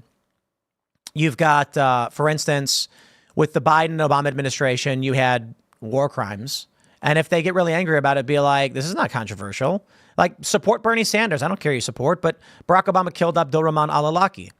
16-year-old American citizen in Yemen. We're not at war with Yemen. They blew up a civilian restaurant. Why would they do that? How do we stop all of it? You know, it's my question to people is, I guess it's probable that you're never going to break someone out of TDS. One thing you can do, though, is you probably got to move their reasonable boundaries and get them to watch other shows. So, you know, never approach as an adversary. That inflames tensions and people double down. Maybe ask them questions about how the media lied. You know, the Politico thing, I think, is big. Politico's reporting both things. So maybe at first you don't say Trump is good and you're wrong. You say, yeah, whatever. I mean, people don't like Trump. I get it. And then say, my bigger concern is, you know, how we deal with a corporate press that like runs contradictory stories and then confuses people. Most people are going to agree to a certain degree. And then you can show them the Politico stories. Be like, look at these two stories. They both say the opposite things. Like, which one's true? How are we supposed to know? Maybe once you can plant the seed, not that they're wrong, but that here's this issue, they might start investigating the news and it could open the door. Don't know, though. Stu Bird says, how many people were injured by CNN's fake news? Hands up, don't shoot. A lot. Nick C says, Nick from Fitcast IRL. I may not be a skater myself. Is it possible to buy a board, but have Timcast give those to kids who wouldn't be able to afford? Yeah. However, when you order from the website, it's an automated shipping thing. It goes into a roster that gets sent to distribution. So we do have a bunch of promo boards we're going to be giving away. So order a board for yourself, and we'll make sure to get one of our promo boards out to the local park to some kid who needs it. So we got a bunch of boards. We're going to be giving a bunch of them out. We have like 1,000, I think, early promo boards. 100 boards go to the first 100 members of boonieshq.com. So go to boonieshq.com. Separate. We're keeping this membership separate from Timcast because the membership is going to function very differently. What we're trying to do is, when we do digital contests, we want the members to be the community that judges. So I think it's important that people who sign up for that, and it is a much more expensive project. It's very difficult to do. It's a big cultural endeavor, but we're going to try and keep our podcasts and you know, all of that roped into one core membership. So, you know, we're trying. A. Ashetu says Muslim mayor Amir Ghalib endorses Donald Trump, calling him a man of principles. Indeed, that's very good. Well, ladies and gentlemen, let's talk about the current state of crime in this country. We got this from the Post-Millennial. Seattle cops won't respond to alarm calls without supporting evidence, police chief. With depleted resources, we cannot prioritize a patrol response when there is very low probability that criminal activity is taking place. Welcome to the end of your blue cities. I have no idea how we navigate this. Now, this story's big. Why? Because the huge news the other day was the FBI claims that violent crime declined in 2020. Look at this awful website. AP, your website is awful. It's very bad. FBI finds violent crime declined in 2023. Here's what to know. It's not true, by the way. They didn't find that crime declined. This is a lie. Let me break it down for you. The FBI found that reported crimes, reporting on crimes is down, and that police agencies are many of them are no longer participating in crime reporting. Now, what happens is the corporate press, because they're evil, politically motivated, and want to trick you, put out these statements. Violent crime declined. No, reported violent crime declined. That's what we know. And agencies are not reporting. So, yeah, likely crime is going up. You tell me how to reconcile these things. Seattle cops don't want to respond to alarm calls without evidence. So police are less likely to respond. In California, if the theft doesn't exceed $900 some odd, they don't go after these people. You tell me how that translates to crime is going down. It's illogical. I mean, the left likes the narrative because they can say, see, policing is bad. However, what do we see in Philadelphia? You got rings of fire, flamethrowers, cops getting attacked. Oh, boy. All right. Let's start with the Post-Millennials story. They say Seattle police will no longer respond to calls from alarm companies unless there is supporting evidence of a crime. According to a September 13th letter from the interim Seattle police chief, Sue Rahr, Beginning October 1st, SPD will only dispatch officers to calls from alarm companies if there is supporting evidence of a crime, such as audio, video panic alarms, or eyewitnesses that a person is illegally entering or attempting to enter a residence or commercial property. So what is Brinks going out of business or leaving the state because now they're worthless? Ra wrote, with depleted resources, we cannot prioritize a patrol response when there is a very low probability that criminal activity is taking place. SPD has lost over 700 officers since they began defunding the police in 2020 in response to the George Floyd riots. Seattle 911 Center receives approximately 13,000 annual residential and commercial burglary alarm calls from monitoring companies. And according to RAR, most of those calls are due to an unintended sensor trip by a homeowner or business employee, while others are the result of old or failing equipment. And you know what? I got to tell you, they're not completely wrong. But imagine this. So we got alarms. I don't want to get too much into our security. We always get responses. Could you imagine you have an alarm set up specifically so that if there's a burglary or fire or otherwise, first responders will get there. And then they say, yeah, but we're too concerned about the likelihood is low. There's an emergency, so we just won't go anyway. Why even bother having the alarm anymore? People are going to switch to cameras now. In 2023, less than 4% of the calls were confirmed to have a crime associated with them that resulted in an arrest or report being written. But let's pause right there. If someone breaks into my house and the police show up, they might say, was anything taken? You can be like, some small things, I don't know. And they're going to say, do we really need a report for this? We're not going to find the guy. And a lot of people will just say, nah, I guess not. Some people will say, I need the police report for my insurance. But if someone breaks into your house and the alarm goes off and the cops show up and then you say, I don't know if anything was taken. I don't know what happened. Somebody ran off. I saw him running. They're going to be like, okay, well, like, what are we doing here? I once had a theft and I called the police. I had a motorcycle stolen. And the police were like, so what do you want us to do? And I said, can you help me find the bike? And they're like, kid, you really think we're going to find your bike? And then I was like, I don't know. And they're like, there's no way. Okay. They stole your motorcycle, brought it to the chop shop, ripped the shell off, painted it. And this thing's identical to 1,000 other bikes. I'm sorry, dude. Your bike is gone. Do you really want us to write it up? And I was like, I guess. I don't know. And they're like, we will. Okay, fine. I can't remember exactly if we ended up writing it up or not. I think what ended up happening was they just told me there's nothing they can do about it. Have a nice day. And I was pissed too because, so I had a 149cc bike and it fit perfectly in my apartment building in this like, in this area. It didn't obstruct anybody. It was in the corner of like, I don't know how you describe the room. It was like a back stairwell area. And then one day the landlord put up a sign saying, keep your motorcycle out of the stairwell area. And I'm like, it's like under the stairs away from everybody. And it's like not a living area or anything like that. I said, fine. So I brought it outside and I locked it up with a bike lock instead. And then woke up the next day and it was gone. So I was pissed because I could not afford that. It was $1,000 little bike and it was fun. It was how I got around. And, you know, and then I found out the police wouldn't do anything about it. You couldn't do anything about it. And that's just it. That's Chicago. Crime happens. You can't do anything about it. Well, this is where we're going, my friends. Violent crime, they say, declined. What about property crimes? Do you expect me to believe this? When my friends in Chicago are saying it's worse than it's ever been, and they've lived there their whole lives? The reality is, as I brought up the other day with the Marshall Project, police agencies are not reporting to the FBI what's actually going on. So you mean to tell me that Seattle's saying we're not even going to bother? So look at it this way, 4%. This means about 1 in 25 burglary alarms is a legit, serious crime that needs to be stopped. And they're saying, not good enough for us. Doesn't cross the threshold. We need proof a crime is being committed beyond a burglary alarm going off. Como News said, the verified response policy has been tried and rejected numerous times, including by cities such as Dallas, Texas, San Jose. It goes against best practices established through a collaborative effort by the International Association of Chiefs of Police and National Sheriff's Association. The new policy will affect over 75,000 alarm sites in Seattle.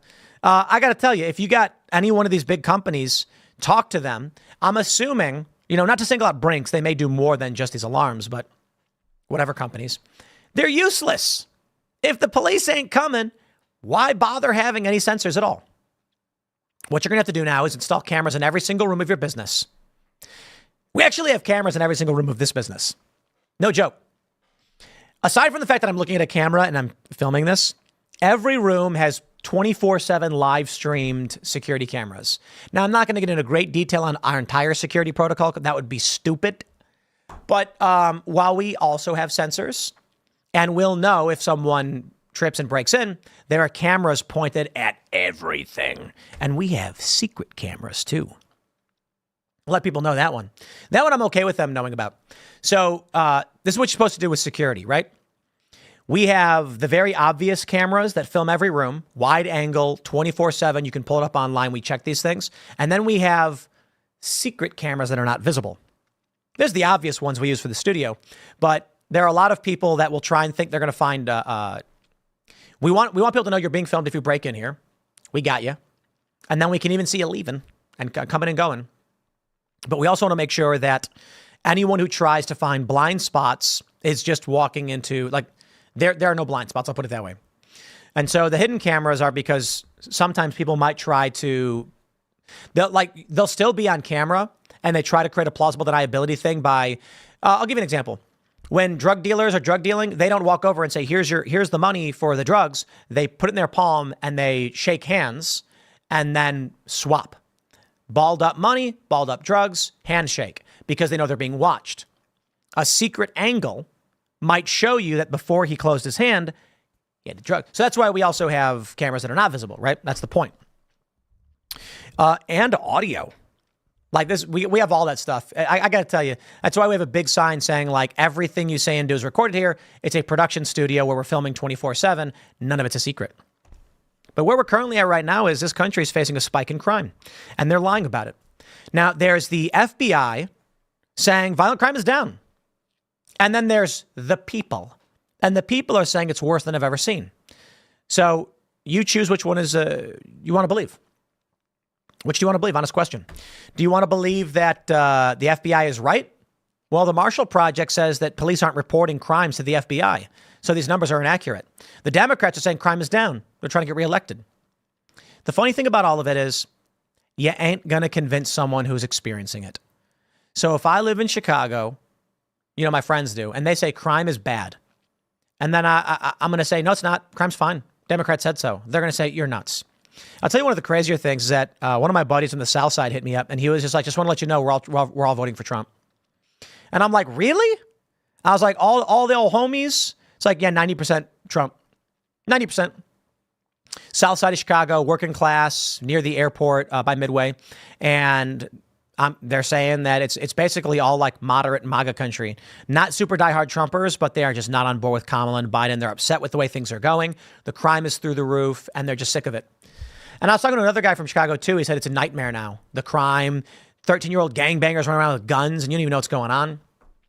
Sad to hear it, man. Sad to hear it. But maybe it's a wake-up call. After 100 years of Democrat rule, maybe people will finally wake up and say, we need political competition. So we'll get to all that. But there is this big story here with the Marcellus Williams, which I'll mention a little bit, maybe later on. Missouri executes a man for the 1998 killing of a woman despite her family's call to spare his life. Let's talk about the death penalty. I have long complained of the death penalty, but we'll do this one as a bonus segment. And for now, we'll go to your super chat. So smash the like button, subscribe to this channel, share the show with all of your friends. Next segment will be at 6 p.m. Gen Z's getting fired. Uh-oh. This is bad news for us. I know people want to gloat and say, the young people ain't working. Nah, this is bad news for us. Thanks for hanging out. Follow me on X at Timcast. Subscribe, become a member at timcast.com, and we'll see you all in the next segment. And we'll grab some more here. Some super chats. X88 says, corporate media doesn't realize it's creating a whole generation of BS detectors. The youth I interact with are all aware of the lies. Dude, legit. Young people that I talk to, basically like apolitical or otherwise, are just like, the media's just fake anyway. And I think it's because of how the media lied about a lot of influencers, and they trust the influencers more. So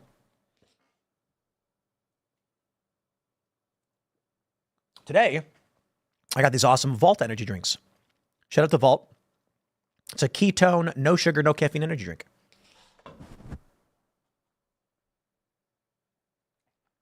and my Numa. Give me a second while I take a quick drink so I can keep talking. Giovanni Garcia says, Tim, it was me. I took your bike. Now, I think I know who it was.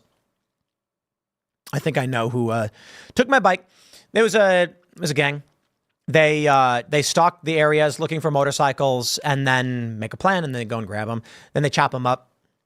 Nothing you can do about it. So I decided, you know what? A 149cc was not the way to go. Not the way to go. It's heavy.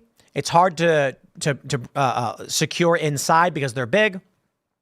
And I was I thought it was mad. So it was a stairwell. It was like, you know what I'm talking about. It was like, I don't know what, like 15 feet by 15 feet.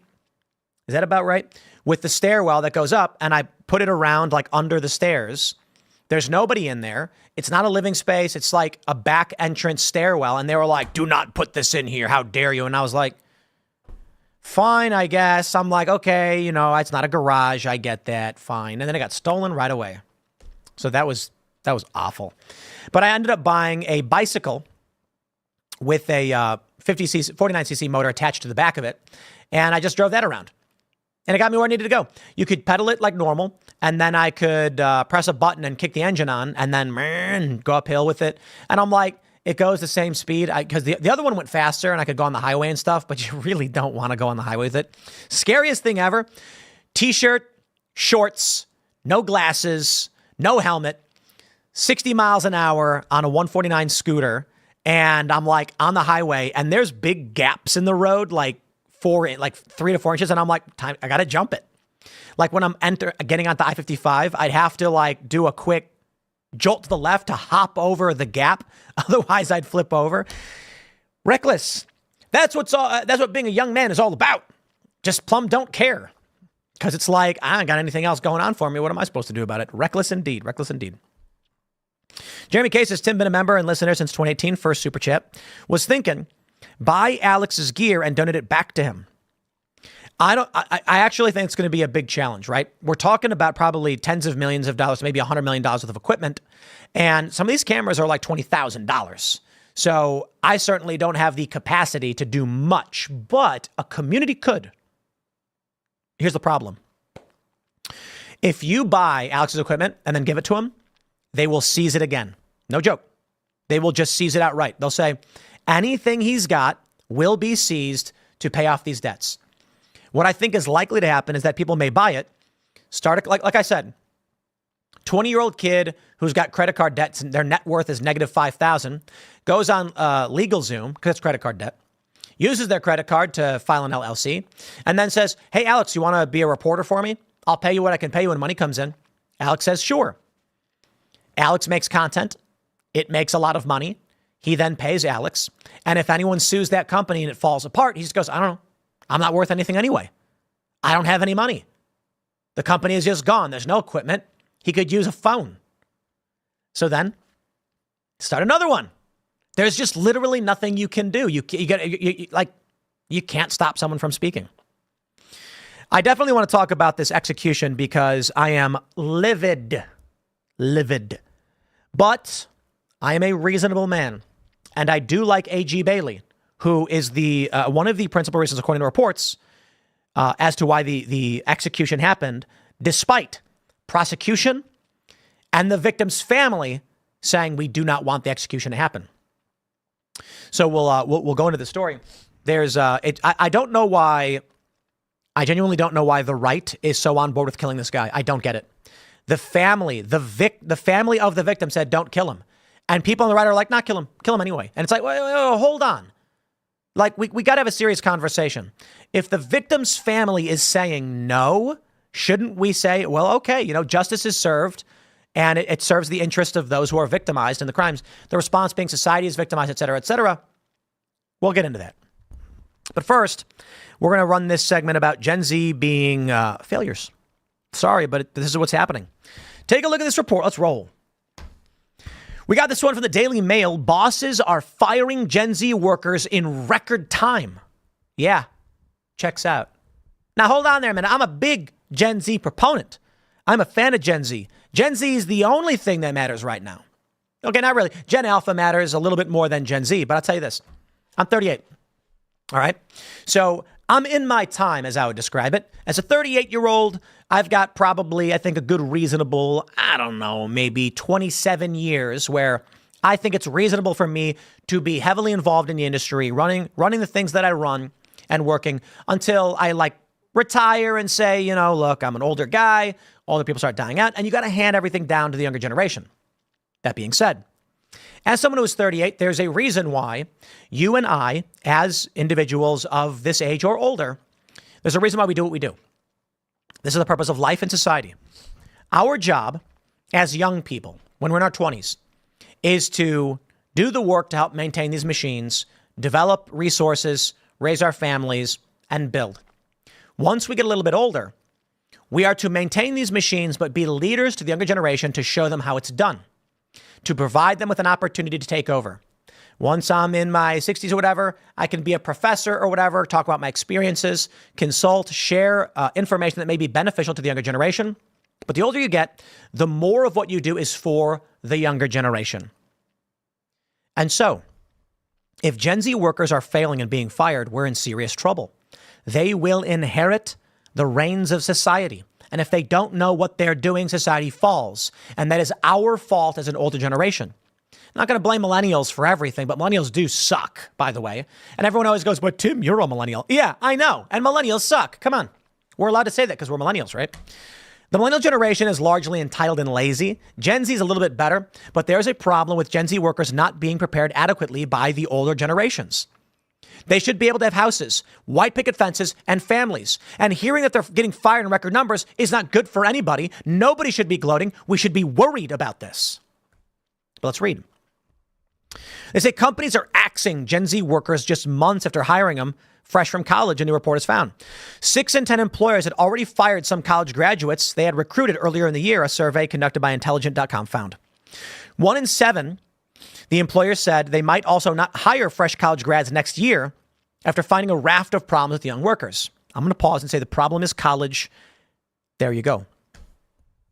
Business leaders listed concerns in areas such as communication skills and professionalism that made them wary of hiring Gen Z. They also said that workers of that age are often unmotivated and need to be constantly told what to do rather than using their initiative. It's another issue. That's college, not Gen Z. I got stories for you. Some of you may have heard. Many recent college graduates may struggle with entering the workforce for the first time, as it can be a huge contrast from what they were used to throughout their education journey. Remember when I told you guys this 7 years ago?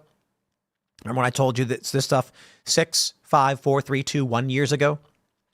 They are often unprepared for a less structured environment, workplace cultural dynamics, and the expectation of autonomous work. 3/4 of companies surveyed said some or all of the recent graduate hires were unsatisfactory in some way.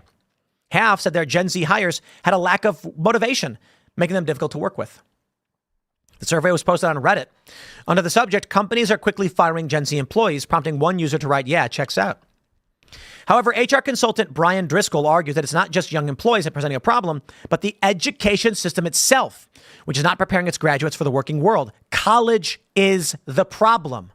Stop sending your kids to these institutions which rot their brains and make them incapable of holding jobs and preparing themselves for the world. I've been warning about this forever.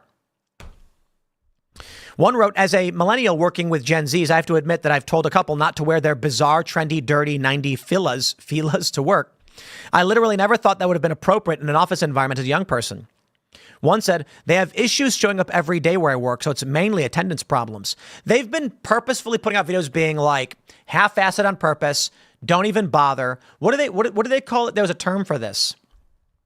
They had a phrase where it was something about doing the bare minimum and only showing up when they make you do it. As someone who went through years of education, including law school, I can tell you this: colleges are not preparing students for real world work. All right. Story time, because not everybody has heard these stories. I'll give a couple more of these quotes. Education today emphasizes theory over practice. Sure, learning Greek mythology is fascinating, but unless you're teaching it, how does that prepare you to communicate effectively in a corporate meeting? Instead of teaching new hires what they want from them, employers are simply firing workers for not being prepared. It's a cyclical issue that reflects systemic failure on multiple levels. All right, let's start with story number 1. Some of you may know this. Quit quitting. Quiet quitting. That's what it was. Quiet quitting. That's what people. Yep, that's what it was called. Quiet quitting was where you decided you would no longer do the work, but you would do nothing and keep collecting money until they were forced to let you go. Yeah, quiet quitting. Awful. Here's a story for you. I worked for a company, and they told me you should hire somebody. You'll need someone who can coordinate and work with you, a producer, et cetera, et cetera. I said, okay. And so I had a friend, and they were brilliant. And they had a couple degrees. And I said, oh, here we go. I know this person. And so I said, hey, do you want to do this job? Here's what you got to do. And they said, yes. And then they couldn't do it. It was funny because there would be some administrative error. And they'd reach out to me and be like, hey, I'm having an error here. And I'd be like, figure it out. And they'd say, I don't know how to do it. And I said, so figure it out. And they were like, how do I? And I'm like, are you joking? I don't run these systems. I'm in the field filming. Your job is to do the administrative back end so that the office liaises with you for the administrative paperwork and things like this. And they were just like, no one taught me how to do it. And I said, you need to figure it out. If I knew how to do it, I wouldn't have hired you. And so it eventually came to a breaking point where ultimately I was like, dude, I don't know if you should be fired because you can't figure this job out. But if you're saying that you can't figure it out, maybe you should work in the mailroom where there's nothing to figure out. And it was kind of funny. You know what I learned from this is that colleges are, if someone goes to school their whole life and then goes to college and then gets a job, the only thing they know how to do is what they are told. So the other story I have for you is a buddy of mine was running a marketing company. And and I know many of you may have heard the story, but it's pertinent to this for those that haven't heard it. So he hired a couple college grads to run social media, and they failed. They kept calling him. What do we do? Oh no, one of our clients made a mistake on social media. It's getting out of hand. And he'd tell them, like, just handle it. And they'd be like, I don't know how. You're fired. The job was to manage social media accounts. You don't know how to do it. You shouldn't work here. Like, I'm not going to hire a plumber to be a carpenter. You know what I mean? If you don't know how to do it, what are you doing here? Hired another couple college grads. Same problem. Hired another. Same problem. And he told me, he's like, I ran out of money. I kept hiring these people and they weren't doing the job and it was costing me money and my budget was going down and my revenue was going down. And I was like, holy crap. If I'm going to keep this business going, I need to hire somebody. So he said he went on Craigslist and just said no longer did he look for a college degree. I can't afford to pay these salaries anymore. They screwed it all up. So he said $12 an hour, social media manager, and he won't apply. He said he found a couple people who had moved to California. They wanted to be actors. And he hired them and said, you got to manage social media for these various companies, the restaurants and such. And then he said he goes out to do business meetings to sell more clients. Not a single phone call. He gets kind of worried. He's like, these people are not trained. They're not college grads and they're not calling me. He's like, I think I'm going to come back to the office and the place is on fire. He shows up, walks in and says, what's going on? And they're like, not much. And he's like, everything good? And they're like, all good. And he's like, really? Yep. And he's like, did you have any problems? Nope. And he's like, did anything happen today? Like, what's going on? Like, oh yeah, one of the clients posted a picture that pissed people off, but we just took care of it. And he was like, what? Really? And they're like, yeah, we just had him take the picture down, told him to do something different and just not do it again. And he was like, cool. And he was like, I realized something. High school dropouts who moved to California were sure of themselves. They knew what they needed to do and they were trying to figure things out actively. College graduates had no gumption, couldn't function without being told what to do. And in fact, that's why they went to college in the first place, because they were told to do it. And he was like, so it's kind of crazy. It's cheaper to hire people who didn't go to college. They're better at the job, more likely to figure out the problems and improve their skills. I'm making more money now. And I was like, yeah. I have another story for you. I knew this dude who, this is really funny. He was getting paid $27,000 a year as a web developer. Since he was a kid, he had been learning how to code websites because he was passionate about it. He wanted to make websites. He wanted to program them, and he started learning it. And so he goes to a company and he applies for the job. And he gets an interview. He sent in his portfolio. They look at the work he's done. He's proficient in these coding languages. And they went to him and they were like, I think he was 19. And they were like, we can pay you $27,000 a year. And he went, holy crap, really? And they were like, yep. And he was like, okay. And they were like, awesome. And they explained to him. They were a small company with limited clients and a very thin profit margin. And every web dev that came in with a college degree said 27 is too low. Granted, this is probably 14, 15 years ago, maybe 16 years ago, and in Chicago. And they said, I need 35 because I got to pay off my student loan debt. And he was like, we can't afford to pay you 35. We don't have 35. We don't have the clients to do that. And even if we hired you, the amount of work you do would barely make any profit for the company at all. So we would just be losing money if we hired you. So they said, no, not interested. Then along comes this 19-year-old kid who's like, 27 works for me. I'm a high school dropout. And they're like, we've seen your work. You can do the websites. You know how to do it. You've done it. And you can pay what we can afford you. Welcome to the company. That's it. It's remarkable. College is rotting the brains of people. And they are convinced. And look at these Democrats and how they vote. They are convinced they're right. That's the terrifying thing. Dunning-Kruger effect. I went to college. That means I'm smart. And then they do this thing where they're like, Tim Pool is so stupid. He didn't even go to high school. And I'm like, have you stopped to ask yourself why I run a successful business with between 30 and 40 employees and contractors, owning multiple properties, expanding? Like, these are the people who say Donald Trump's an idiot. Donald Trump is not an idiot, and neither is Mark Cuban. They're both very smart men who are really good at what they do. That's why they're wealthier than you. Don't get me wrong. You can be the greatest guitar player in the world and not make a lot of money off it. Being good at making money is a skill in unto itself. But to claim that these widely successful people are stupid is a bad move. You can be mad at Mark Cuban for the things he posts politically and be like, this guy is dumb as a box of rocks. Yes, when it comes to political stuff, maybe that is, or maybe it's intentional. But the idea that in a general sense, you'd say Mark Cuban is legitimately low intelligence or stupid is just flat wrong. The dude is a brilliant financier. He knows how to make money. He knows where to put his money. He knows how to make moves most people don't. And that's why he's a billionaire. Facts. And there are people who are geniuses in sports and in driving cars too. My point is, this idea that you have to go to school to be educated or smart is a stupid thing that is tricking people. And that's why they're firing these Gen Z workers. But it's all of them. They're living lives where they have no idea what to do or how to do it, and colleges are not preparing them. So my advice, stop sending your kids to these indoctrination factories that condemn them to a life of misery and ineptitude.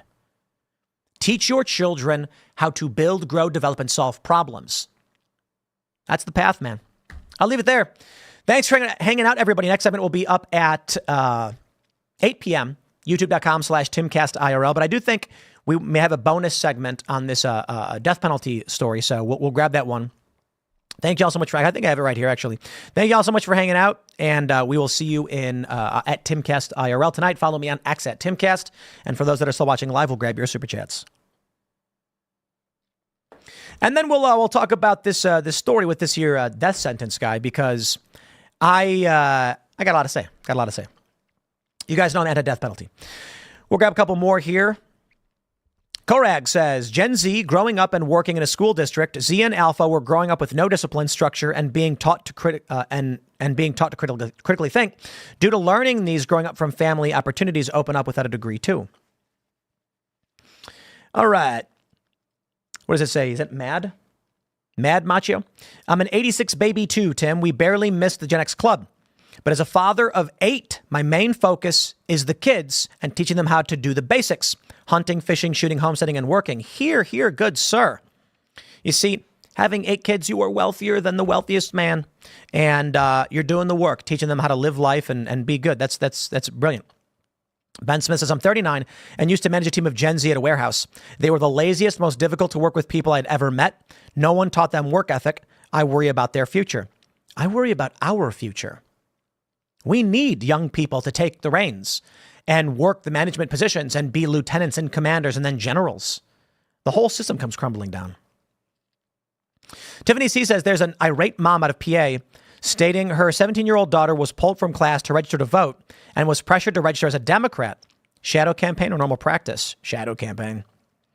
Sir Joshua says, I'm Gen Z and always saw college as a scam because my high school shoved it down our throats. I feel bad for my peers who fell for it. Same thing for me, too. And I told this story, too. I read this. There was an economist who worked in the Bush administration, I think.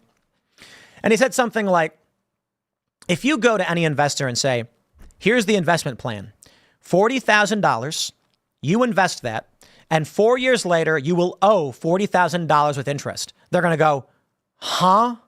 I ain't taking that investment opportunity. Are you nuts? No one would accept that. Take out a loan for 40 grand. What investor in their right mind would do that?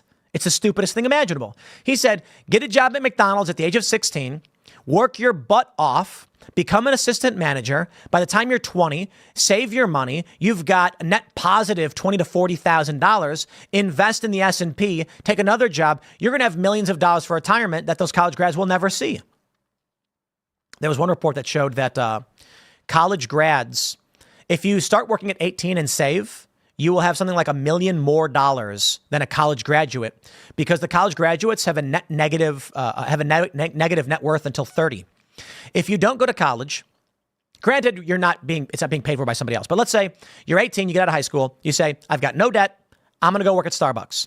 If you start saving then and keep working, they estimate by 22, you're an assistant or you're a manager. Probably after 4 years, you're a manager. And so you're making, today, I don't know what the rates are, but you could be making a decent 5-figure salary. You're net positive the whole time. By the time you're 30, you could have 50 to 100K saved up. It just really depends on how much you're putting in. We're talking about 12 years of saving and making, let's say, 50 to 100K as it curves up and your salary goes up, maybe 80K. If you're out of school at 22, negative $40,000 plus interest, on average, then your net worth will remain negative until you're 30 or 31 years old, when your net worth becomes about $1,000. I'm not exaggerating. And then from there, you start saving. You are 12 years behind the curve. Now, the argument is, after you've paid off all your debt, you make more money with a college degree. But that is not true. That is the lie. That is the lie, my friends. Let's do this. We'll do a bonus segment here. We got this story from the AP. Missouri executes a man for the 1998 killing of a woman despite her family's calls to spare his life. Now, this is a difficult story here. The man was Marcellus Williams. He was put to death just the other day. Strangely, the prosecutor said that they believe the case was mishandled, and the victim's own family said they did not want him put to death. They wanted life without a chance for parole. I believe that there's a grave injustice when the victims, that would be the family, are denied their demand for justice. I think many conservatives would agree, but I do not understand. I think it's unfair to say. I would say I largely understand a lot of what is being said by the right when they advocate for the state execution of this man. My fear, however, is that innocent people are too often put to death, and this story raises a lot of problems, which I open the floor to comments and debate. Comment below. Let me know what you guys think about this story, and I'll read it to you, and then we'll talk about what we think we know about it and the moral surrounding. A Missouri man convicted of breaking into a woman's home and repeatedly stabbing her was executed Tuesday over the objections of the victim's family and the prosecutor, who wanted the death sentence commuted to life in prison. Marcellus Williams, 55, was convicted in the 1998 killing of Leisha Gale, who was stabbed during the burglary of her suburban St. Louis home. Williams was put to death despite questions his attorneys raised over jury selection at his trial and the handling of evidence in the case. His clemency petition focused heavily on how Gale's relatives wanted Williams' sentence commuted to life without the possibility of parole. The family defines closure as Marcellus being allowed to live. The petition stated, Marcellus's execution is not necessary. As Williams lay awaiting execution, he appeared to converse with a spiritual advisor seated next to him. Williams wiggled his feet underneath a white sheet that was pulled up to his neck and moved his head slightly while his spiritual advisor continued to talk. Then Williams' chest heaved about a half dozen times, and he showed no further movement. Williams' son and two attorneys watched from another room. No one was present on behalf of the victim's family. The Department of Corrections released a brief statement that Williams had written ahead of time saying, all praise be to Allah in every situation. Republican Missouri Governor Mike Parson said he hoped the execution brings finality to a case that languished for decades, re-victimizing Miss Gale's family over and over again. I don't get it. If the family said they did not want him killed, you were victimizing them. They said our closure is him not being executed. So why kill him? Now let's break down the arguments, because I do not trust the left. OK, they come out and they want to make arguments why he was actually innocent. We got some questions here, but there are still questions about the mechanism itself. No juror, quote, no juror nor judge has ever found Williams' innocence claim to be credible, Parson said in a statement. The NAACP had been among those urging Parson to cancel the execution. Tonight, Missouri lynched another innocent black man, the NAACP president Derek Johnson said in a statement. It was the third time Williams faced execution. He got reprieves in 2015 and 2017, but his last-ditch efforts this time were futile. Parson and the state Supreme Court rejected his appeals in quick succession Monday, and the U.S. Supreme Court declined to intervene hours before he was put to death. Last month, Gale's relatives gave their blessing to an agreement between the St. Louis County Prosecuting Attorney's Office and Williams' attorney to commute the sentence to life in prison. But acting on an appeal from Missouri AG Andrew Bailey, who I'm a big fan of, by the way, the state Supreme Court nullified the agreement. I don't get it. I genuinely don't get it. If the prosecutor and the family say, we're going to agree, let's keep him life in prison, no parole, but we're not going to kill him, why intervene and be like, no, kill the guy? I just don't understand. He's not getting out. He's already in prison. Is the argument the state doesn't want to pay the bills? I don't know. What's the legitimate logical argument for a man who is locked in a box, can't go anywhere? But let's read more.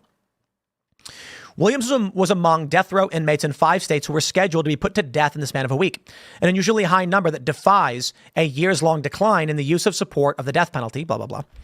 Gale, 42, is a social worker and former St. Louis Post-Dispatch reporter.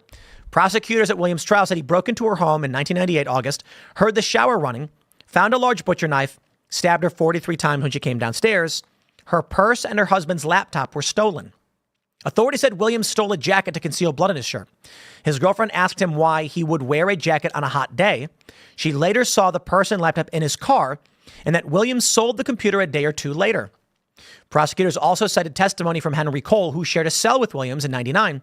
While Williams was jailed on unrelated charges, Cole told prosecutors that Williams confessed to the killing and provided details about it. Questions I have there. Were the details unknown to that individual? Or was this man offered rewards? Williams' attorney responded that the girlfriend and Cole were both convicted of felonies and wanted a $10,000 reward. They said that fingerprints, a bloody shoe print, and hair and other evidence at the crime scene didn't match Williams. A crime scene investigator has testified the killer wore gloves. Questions about DNA evidence also led to St. Louis prosecuting attorney Wesley Bell to request a hearing. Now, I don't like this guy either, Wesley Bell, I got to be honest. Challenging Williams' guilt. But days before the August 21st hearing, new testing showed that DNA on the knife belonged to a member of the prosecutor's office who handled it without gloves after the original crime lab tests. Without DNA evidence pointing to an alternative suspect, Midwest Innocence Project attorneys reached a compromise with the prosecutor's office. Williams would enter a new no-contest plea to first-degree murder in exchange for a new sentence of life in prison without parole. A no-contest plea isn't an admission of guilt, but is treated as such for the purpose of sentencing. Judge Bruce Hilton signed off, as did Gale's family, but Bailey appealed, and the state Supreme Court blocked the agreement and ordered Hilton to proceed with an evidentiary hearing, which took place last month. Hilton ruled on September 12th that the first-degree murder conviction and death sentence would stand, noting that Williams' arguments had all been previously rejected. That decision was upheld Monday by the state Supreme Court. Attorneys for Williams, who was black, also challenged the fairness of his trial, particularly the fact that only one of the 12 jurors was black. Tricia Bushnell of the Midwest Innocence Project said the prosecutor in the case, Keith Larner, removed 6 of 7 black prospective jurors. Larner testified at the August hearing that he struck one potential black juror partly because he looked too much like Williams, a statement that Williams' attorneys asserted showed improper racial bias. Larner contended the jury selection process was fair. Williams was the 3rd Missouri inmate put to death this year and the 100th since the state resumed the death penalty in 1989. Here's what I have to say. I don't know that I believe this guy's innocent, right? However, not having gone through the case, I've only read preliminary things. The question ultimately comes down to, first and foremost, if the family of the victims, the people who are seeking the justice, say, we agree, let's just keep him with life without parole. Who is being served by then deciding to actually kill the man? The taxpayer. That's the argument. The question then for everybody else, and this is a real question, not a gotcha, not an emotional dig. I'm saying, do you consider this, and again, legitimately, answer, let me know what you think, because I really want to hear your thoughts. Would you consider paying I think it could be upwards of like $50,000 to $100,000 a year to pay taxpayer-wise for the life of this man in prison until he dies, if it would mean not killing innocent people, right? So my view is there's a big problem with forcing people to pay for anything. And so it is unjust to say, this man's been convicted. We believe he's a threat to others. He can't be released, but you should pay for his life from now on. That's just like taking more money from people. But I have a bigger moral problem personally with there's a question of his innocence. Not that I buy the whole, oh, the prosecutor was racist stuff or whatever. None of that. The question of whether or not, I think in this story and these stories in the past, that you have a felon in prison and an ex-girlfriend felon offered $10,000 who then go, oh, yeah, he totally did it. I don't trust these people. I wonder if people genuinely understand how evil people can be. If you understand that there is a man that you believe is so evil he would murder a woman in cold blood with 43 stabbings, is it not possible that there is a woman who would lie claiming he did for $10,000? That gives me pause. To which I would agree. Matt Walsh makes great arguments. What do we do? Just pay for this guy's life forever? And I say, fair point. I oppose the death penalty as an institutionalized mechanism. But I think we all agree that if we definitively as individuals who witness something happen, it's very different as opposed to being convinced of something. I'm not going to go join an advocacy group marching in the street or anything. I'm not that, I oppose it. I'll speak about it. But is it really my life's work? Yeah, not really. The issue then becomes, if there is doubt that this woman may have just wanted the money, they wanted 10 grand, two people, do we want to risk killing an innocent person? Well, I don't want to release a guy who may have stabbed somebody and done this. Okay, I agree. Like, the dangers to others, don't trust it, right? Would the compromise then not make sense? The family says, we'll just keep him locked up forever. Me personally, I would personally prefer to contribute to imprisonment. I think the island is a better option, and I think it's plausible. Exile. Look, man, they may be lying about you. It may be bad for your life, but I'd rather not be the one who morally is. This is what Matt Walsh said. It was a great point. The undue moral burden on an individual to kill someone. And that's basically my point. He articulated it much better than I. But I incorporate now the point he made into the bigger point. What does it mean to kill an innocent person? Is it 1 in 4 or is it 1 in 200, 250? They say the range could be anywhere from 4% of death row inmates are innocent and put to death, or it could be as low as 0.4. Is it worth having someone pull the lever to execute an innocent person? And we wouldn't call that murder because there's a good faith action on behalf of the person that they're ending the life of an individual they feel is a threat to society. But for me, I just think we have a moral conundrum here in this society, one that doesn't have an easy answer. Do we fund the life of an individual who may actually be the most brutal of evil murderers? We can't release them. They'll kill somebody else. They are a constant threat. Currently, they are subdued, and we have the choice. End their life with a death penalty or pay for them to live forever, and they don't do anything for us. I don't know. I don't know if there's a good answer to this one, honestly. Certainly, there can be labor done in prison under a watchful eye that can generate some value for society. But in this instance, I think this is an example of the killer was wearing gloves. The girlfriend said that he was wearing the jacket and he was doing these things, but she may have gotten paid off for it. That's tough. I don't buy the left-leaning arguments. And this prosecutor, I'm no fan of. He's St. Louis, right? He's had some weird woke stuff going on. I don't know a lot about it. I'm just saying, man, for me, I can't speak for you guys. I would always rather err on the side of not having an innocent person be murdered. And that means sometimes the guilty escape their punishment. Because in this instance, I don't say go free. Blackstone's formulation in Franklin, they said it's better it's better that 10 guilty persons escape than one innocent person suffer. It's one of the lessons of the Bible in Sodom and Gomorrah. If a guilty person of serious and heinous crimes is going to be locked up forever and cannot harm anyone, then I believe them escaping death is better than killing an innocent person. I cannot fathom. I would never pull the lever on an execution. I would never do it. There's no amount of money you could pay me. There's no amount of evidence you could show me. Nothing. I would never do it. That being said, if I was direct witness to a crime, watching someone in cold blood threaten the lives of maybe there's a victim or children or whatever, I absolutely would act in the immediate as legally required to defend the lives of myself and others. And that's a harsh prospect and a harsh reality that a lot of people have to unfortunately deal with. But grow up, be a man. These things happen. The bigger question is, a man is on a gurney. He is covered by a sheet, and they say, we can kill him right now or not. He's not going to hurt anybody. It's been 30 years. The family doesn't want him killed. There's questions of whether he did it. What do we do? It is terrifying to me that the machine state just says, well, kill him anyway. I don't like that idea. That's just me. But I'll leave it there, my friends. I'll wrap it up there. I don't have any good answers for you. I'm not the bastion or arbiter of morality. I can just tell you what I think and how I feel. We'll see you all in the next segment. Got an extra one in today. Thanks for hanging out. And follow me on X, smash the like button, subscribe at timcast.com, and we'll see you next time. We'll grab a couple more super chats because this one is an important story. Logan Miller says, former SGT at his prison, he bragged about murder. Perhaps. The Emperor's Champion says, you let the victims of families pick the punishment, then it will turn into bail reform 100 times. Remember that psycho dad in Ohio who said he wished his kid was killed by a white guy? Perhaps. In those areas, maybe. Carlos says, California has a moratorium on the death penalty. The last person executed was 2006. Is this the leftist nightmare scenario you're afraid of? What do you mean?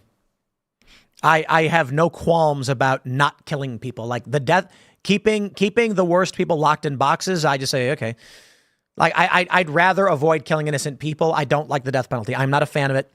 Kamala Harris could you imagine how many people Kamala Harris would have killed if they didn't do this? My God. She would have been lining people up like Robespierre. Notice me, Senpai says, the family's opinion is irrelevant. If there were no family members remaining, would the nature of the crime be different? No, it wouldn't. Failure to punish the guilty punishes everyone else. The question is, define the punishment. And I don't agree with incarceration as punishment. It's an ineffective and illogical system. It's a system of retribution instead of a system of logic and efficiency. People should be reformed if they can be reformed, and if they can't be reformed, they should be subdued. Individuals who are in active acts of threat and violence need to be subdued by all reasonable measures, up to and including lethal force, if they are threatening the lives of other people around them. War exists. I recognize that war happens, and sometimes there is legitimate reasons for war. I oppose most war because war escalates, and then, you get in a pissing match, everyone just gets covered in piss. You get nuclear war, there are no victors, only survivors. And so we try to avoid escalation.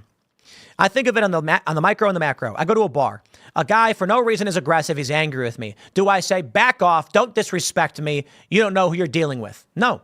I say, sorry about that, dude. I didn't mean anything by it. Can I buy you a beer? Why? Because everyone, you do, and look, go train with martial arts. And what do they tell you? The fight you've won is the fight you've avoided. Because nobody wins a fight. I've heard too many bad stories. You want to avoid the conflict to the best of your ability. You want to have the big stick. Big stick diplomacy, I get. You want to walk into a room knowing you ain't going to lose a fight.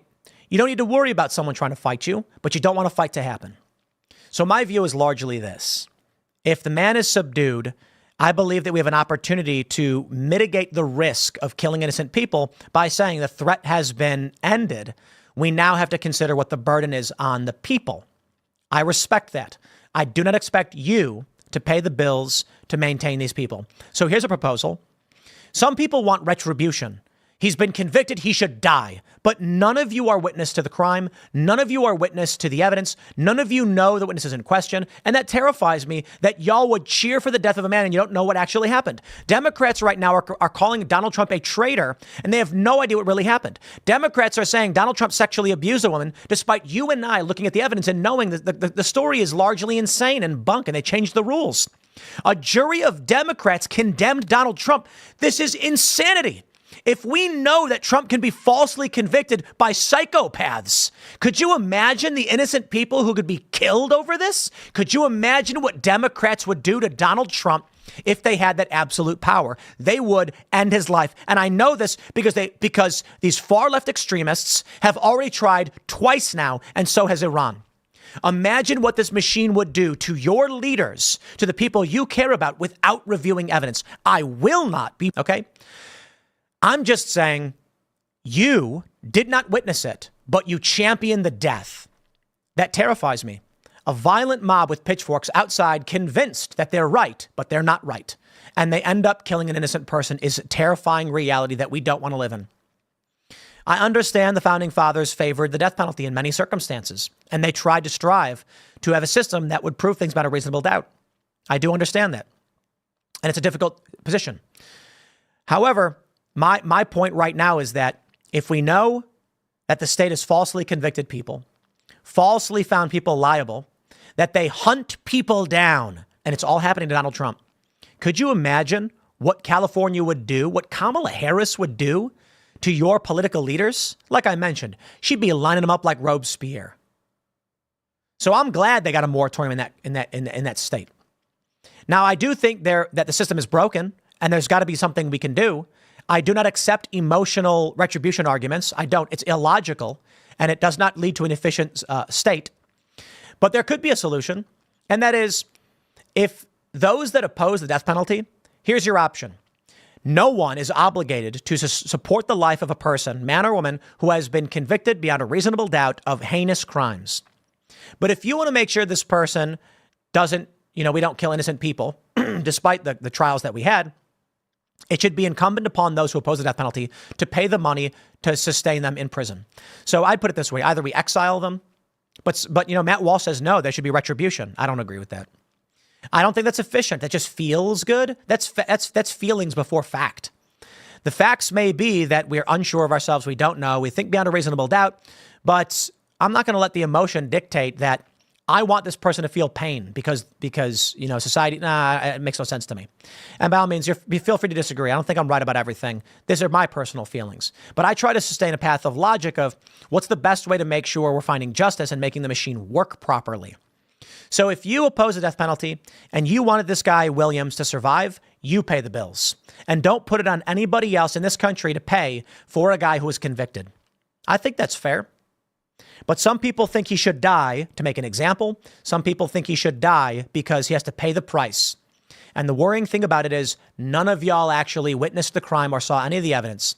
You are, in my opinion, leaning on the system that you trust to be correct. But right now in New York, they're all claiming Trump is guilty of liable for sexually abusing a woman whose story is nonsensical. And they claimed he committed civil fraud, even though the victims never lost money, said what Trump did was normal, and they want to work with him again.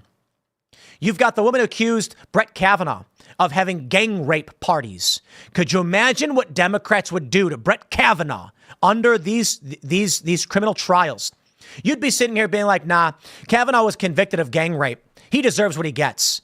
No. But you see, we actually reviewed the story as it happened and said that the evidence is not credible. So we look at it and we have doubts, right?